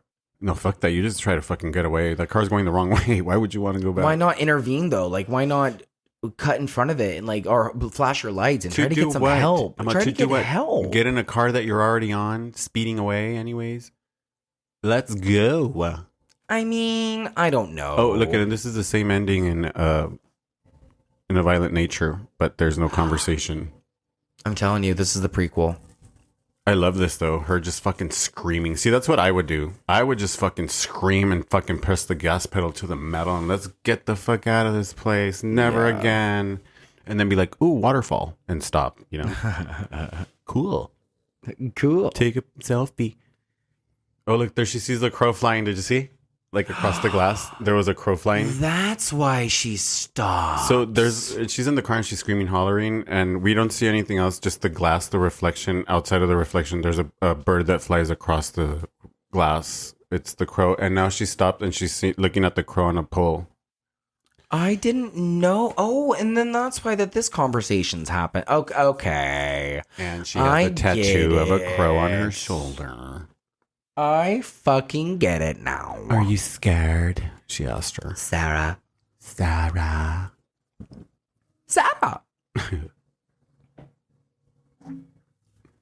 And now she's racing back. See, this is how sick my head is, though. Why? I would go back. Well, of course, you want to make sure the bitch is dead. No, I would go back because I'm like, but I love you. I'm Bailey Madison from The Strangers Pray at Night. Give me the fucking gun. Give me it. I'll fucking shoot the bitch. Yeah. They're looking for a reason to go to jail. Oh, man. Hey, there's free boarding and meals. Hot meals. You're right. I will attest I did not try any food. Get the fuck out of here. Good. No, thank you. What happened? Who took the car? I think it's still her. Oh. She's going to go make sure that... Oh, she's Oh, not wait, here. no, she just found out that she's gone. Mm-hmm. She's wielding that Girl. knife, too. She should have just left. Yeah, when you find out that she's just gone, I probably wouldn't have stayed. I would have just gone. Just go. Just drive. This is where the movie does kind of feel a little long. It's like pros and cons, girl. Yeah, I feel like it stretches a little bit right here. But I do love when a character like this does start to get their comeuppance. I get it. You know? And she has her moment. I love it when she plugs in the speakers and that big wide shot of her outside of the house and it zooms in through the windows and she has her gun cocked and she looks like Rambo.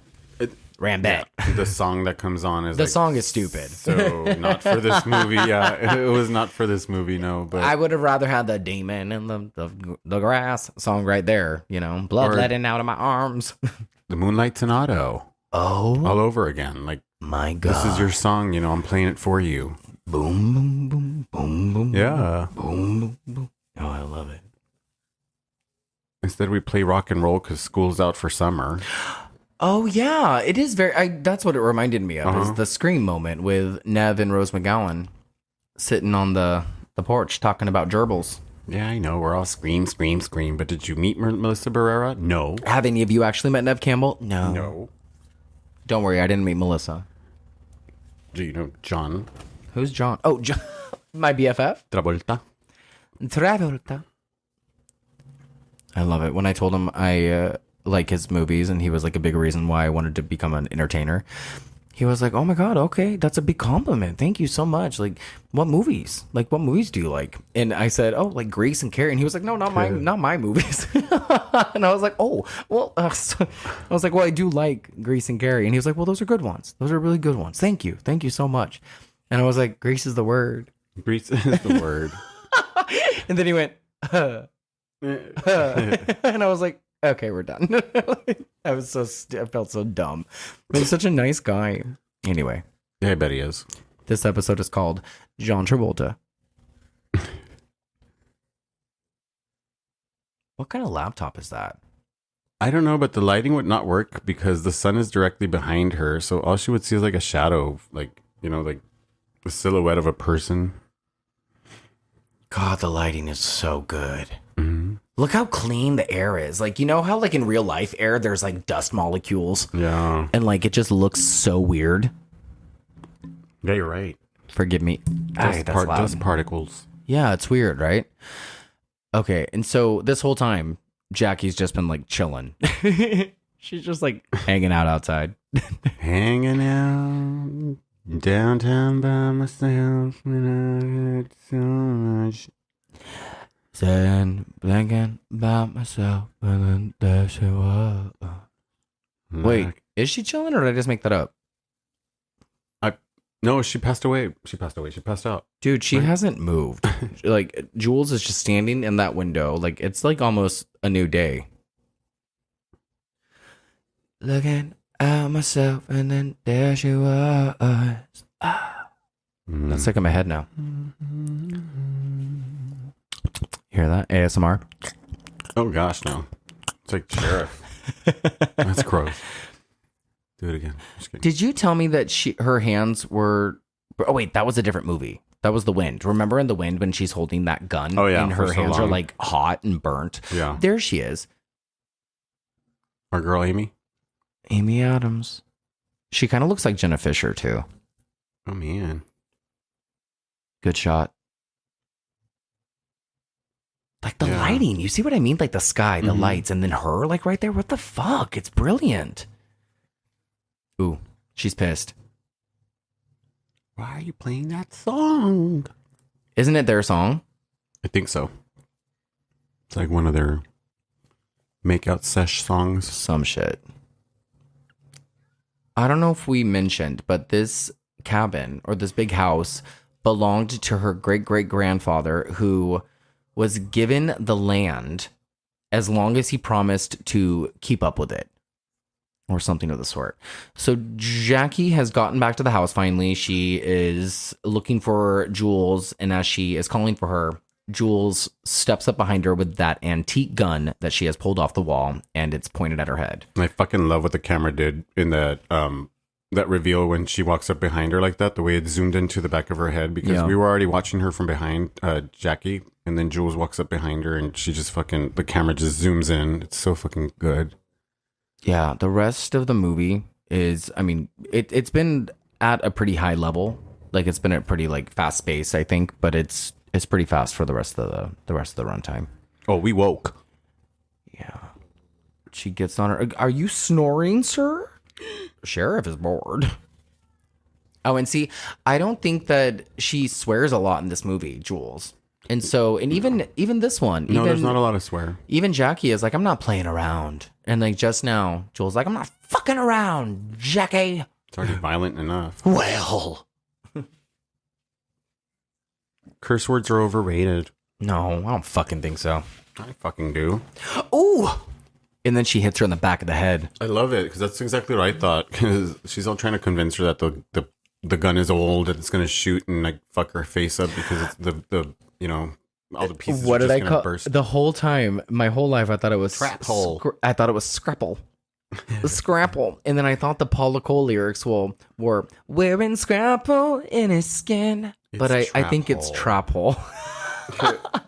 He showed up all wet on the red front step, wearing trap hole in his skin.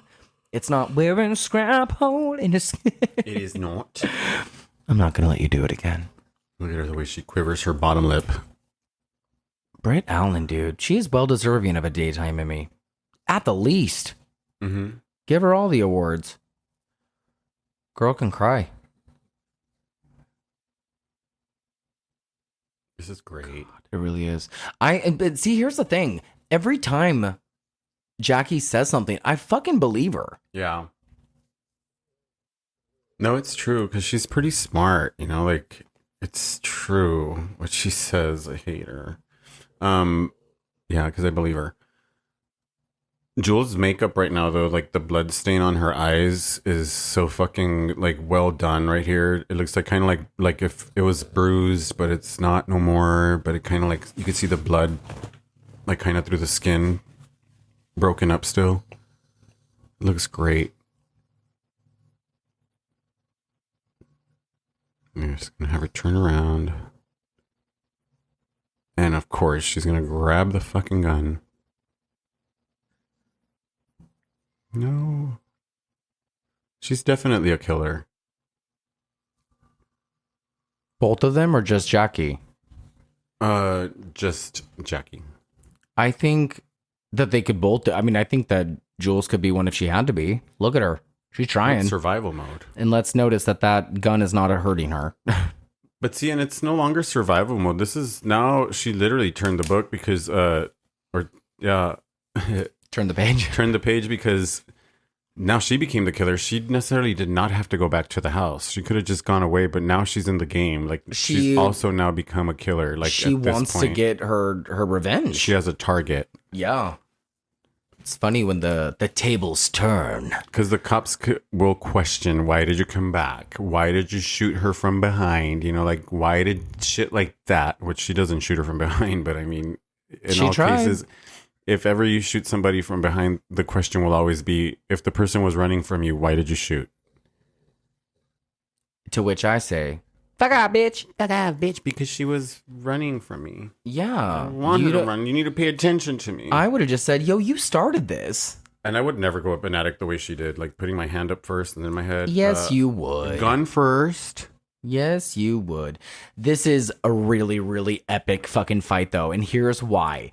Because we don't see any of it. No. This is so fucking cool. All we do is, so Jackie comes out from behind like a door frame while Jules is on top of a ladder looking in the attic. And then we see her kind of start walking towards the ladder, and then we go back downstairs and the camera is at an angle to where we're looking at the ceiling, and then we just hear all of the commotion upstairs, and we're just panning around watching the ceiling, and all we can hear all the we noises. hear the rumble, the dust moving, the light fixtures like shaking about because everything that's going on upstairs. The camera's just following the noise. We're literally not looking at nothing that's happening, but we're making sense of it because it's so fucking well done the way they did this. Like we know exactly what is happening.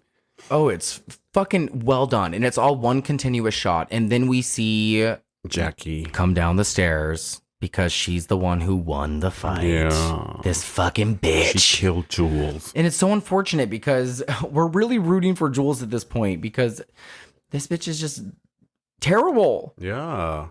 Terrible, but what a good shot. She Honestly. gives us a Heather Donahue close up. She's staring straight at you.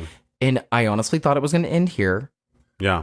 Because there are a couple of times where this movie could have ended. But I'm glad it didn't because we still have a few surprises left. Yeah. So now Jackie is dragging Jules out the house onto that cliff again, that famous cliff of hers. I'm going to bring you to see the view, she says. Yeah, dude, they fucked each other up. I know. Yeah, we're right back at the cliff again. Oh, Like this Alex is the just worst. said. It's actually the fucking worst. When she's like, no, don't, no. Like she doesn't wake up until she's on the No. edge, and it's right as Yeah. she's being kicked off. And this fall is actually worse than the last one, I think, because when she hits the ground, blood just erupts from her mouth, and Yeah, her she looks eyes dead. just go blank. Like bloody blank. Yeah, it's bad. And then we have Jackie walk towards the camera, and this is one of my favorite like ways of filming, when someone walks into a camera and the screen goes black. I love that shit. And she finally gets to do her phone call. That's all she wanted. All she wanted. Do this fucking phone call. And she does. And she's the please wake up, baby. I'm here. Please. Oh my God, my wife. She's not breathing. She fell. Oh, please come. And you know who does a good phone call like this She's too? nowhere near her. Is Jennifer Tilly in Bound. Oh my God, Caesar, he's gonna get me. Oh my God, he's gonna go quick.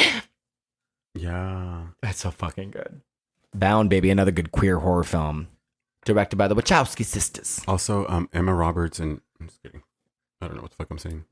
No, say more. Oh, Kim Kardashian? Delicate? No, get out of here. We should probably finish that season. No. We might as well. Okay. Watch, she gets nominated for a fucking Emmy. No. Kim. I know, right? She sucks Satan's dick, dude. She I has mean, to. she did a good job in that show. So. Okay, I didn't hate her. I'm like, I didn't hate I her. didn't hate her. After the phone call, Jackie pukes. She throws up really, really badly in the toilet. And we kind of start noticing that she's looking like fucking shit. Yeah, she was outside and she looked so green and pale. It was weird. Sorry, I got you, boo. Happy you. Pride. I got you. Do you have any any homo movies that you really enjoy? Homo movies? Homo movies. Of course. Clueless is a good one. What? I think that's a fun gay movie. I mean, it's not gay oriented, but like that's like a gay movie. Any Pauly Shore movie. It turned me into the homo that I am. The Craft. A Nightmare on Elm Street 2, Freddy's Revenge, very gay. We got that poster at Monsterpalooza. Yeah. Another gay. Yeah, we got 3 new posters at fun movie. Monsterpalooza. Flowers in the Attic, I think, is a little gay. What? You don't believe me? Of course. Absolutely. You guys, should I go to Universal Studios by myself today while Stanley's at work? Or should I go to Stanley's job and have dinner? Oh, I was going to say, what the fuck? You're coming to my work. You're coming to have dinner. I'm buying you a birthday dinner. Okay. Come on. Drive all the way to Calabasas. Girl, I have to drive to Calabasas every day. For work. Shh, nobody knows I work there. Because it's near your job. Okay, so Jackie goes and shoots up some more insulin and then realizes that the laptop is open. So she goes to it and then opens up a video file. And what do you know? It's a video message from who? Jules. What's she saying, Alex? Merry Christmas, Jackie. We Because made it's it. Christmas. We made it. Now, if you look under the bed, there's your first gift. And what's the gift? A shot full of fucking hydrogen peroxide. Yeah, because it's not actually Christmas. It's just a message saying that she's not been shooting up insulin. It's actually peroxide. Yeah, so Jules switched Jackie's insulin for hydrogen peroxide, and if hydrogen peroxide gets injected into your veins, it'll slowly start coagulating and making blood clots happen throughout your body until they get to your brain, and you'll have a fucking brain aneurysm or suffer a stroke or seizure. And you'll die. And you'll die, bitch. Pretty awesome. The way she's saying this to her right here is so fucking great and aggressive. Because, I mean, I think I already said it, but she is a doctor of sorts, where she went to medical school or something. This is where we learn her fucking smarts come out. And so she just got her revenge from the grave. Yeah. And this is very promising young woman. So I told Alex that if he hasn't, or if you guys haven't seen Promising Young Woman, y'all should watch it. It's a really, really, really fucking good movie. It's not a horror movie. It has some horror elements to it, but it's definitely worth a watch. If you guys liked Saltburn or any of those movies, it's the same director, same writer, blah, blah, blah. It's so weird. I don't get why Jackie's scared of death. I don't think she's scared of death. I think she's scared that she got met fucking her match. swindled. Yeah. She didn't realize that she was not going to be the one to be the winner here. Girl. She's not being kept alive. What keeps you alive? Yeah. this isn't keeping her alive. Not hydrogen peroxide. Not hydrogen peroxide. And then I got weird yesterday because I was like, wait, why just hydrogen peroxide? Why didn't she use like rubbing alcohol? And then I Googled what happens if you inject rubbing alcohol, and then it's like the same shit. Like you would just have a stroke, or essentially you would go into a coma poisoning and die. Yeah. And then I was like, I should delete this from I was my, like, my why did history. she do like liquid Drano or some shit that'll like, acid shit, something that'll just fucking erode you from inside. Yeah. And then we decided that this isn't Mother's Day, and that this isn't urban legend, and that this is like a really well crafted psychological thriller. Like as much of a horror movie as this is, it's so much more than that. Like it has a lot of substance. It has a lot of quality to this. Like this is very well made, and there's a lot more to this than just like blood and guts. And yeah, there's a lot of blood. Like she's running from a ghost now. Our villainess Jackie turned into the victim, and she's running from ghost Jules now because Jules is literally killing her, and Jackie knows this. So Jackie starts running through the woods like she's running from a killer, but there's nobody behind her. But she's also running from herself. Yeah, she's like, running from metaphorically. herself. Mm-hmm. And then she comes across the bear that she killed when she was a kid, and we get this image of Jackie seeing a version of her younger self aiming a gun at her, but also at the bear. And then young Jackie kills the bear, but also her. And then this is where she has her stroke and dies. Yeah. She looks different. She just looks so like emaciated. Yeah. Wow. What a difference a little peroxide does. She looks like she walked right by me on Hollywood Boulevard. Yeah, she lives on Hollywood Boulevard. Fuck, dude. Like the ending is superb. Yeah. Super fucking good. And what's interesting to me is the way that she dies. Like she's grasping at the grass, and she's like really holding on for dear life, and that one single tear. This is more like an overdose than a stroke. Yeah, it is, huh? Yeah. And then her young self just... This right here, like the silhouette, like behind the sun or in front of the sun, and that's all she sees. We clearly don't see the little girl's face. It's just the image of her. Wow. Yeah, and every shot after this is just so great. The moment, it just takes it away. See, every one of their footprints that you thought was magical in the beginning of the movie, like, oh, look at them, scaling the fucking mountain, wandering, just, creating memories through these woods. And it's exactly their murder site. Like, it's where these two bitches killed each other. Yeah. This is the worst. That makeup is fucking phenomenal. It's fantastic what they did. Yeah, to Jules, we get her body again, and she's contorted and dead and bloody and bad. It's bad. Her eyes, my favorite. Yeah, it's all swollen and red and bloodshot, and we just get zoomed up on her face, and then we get her perspective of the trees, and this is how the movie started. Mm-hmm. And we just get a glimpse of the trees, and then a shaky breath,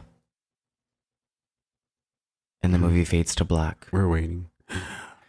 So she died. That was her last breath, you think? I think that she came back to life. Yeah, I think so too. Written and directed by Colin Minahan. Minahan. Because she has something that keeps her alive. Yeah. Like, something.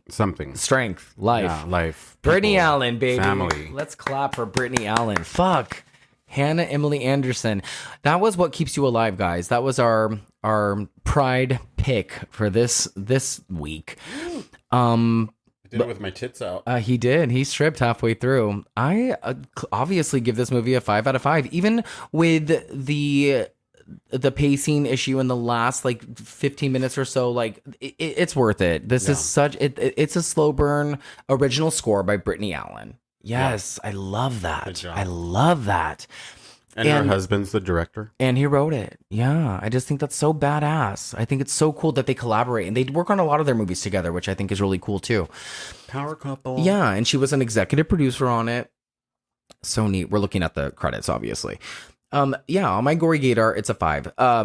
Terrific performances. And it's just a compelling story. Young Jackie, played by Charlotte Lindsay Marone. Yeah, shout out to her. Shout out. Little tiny supporting part. Yeah, but definitely worth it. We got you, girl. Bethany LeBlanc did the makeup and additional prosthetic. Good job. And Jason and Mason Darushi. Jason and Mason. That's funny.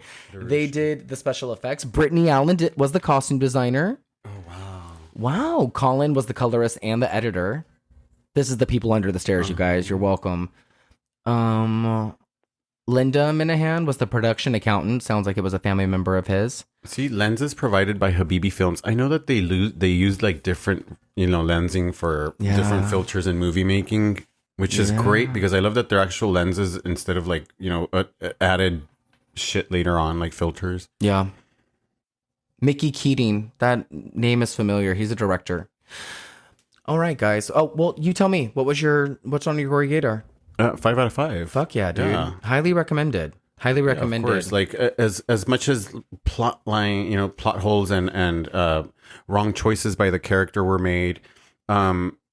If you break that apart from I'm watching a movie, fuck it, whatever choices she makes exist. Why not? I would go back and do the same thing. I would actually go back for closure or to kill the son of a bitch, something. But there's people that disagree with that. And my idea of this movie was like, sure, why the fuck not? Yes, let's go with that idea. Why not? So yeah, I liked it. It was either this or Thelma, and we got through maybe 30 minutes of Thelma, and we were like, woof. I just couldn't. We will give it a shot eventually, but it just was not. It was not for us just yet. It's suitable flesh. It's just suitable flesh. God. I couldn't get through it. Fuck suitable flesh.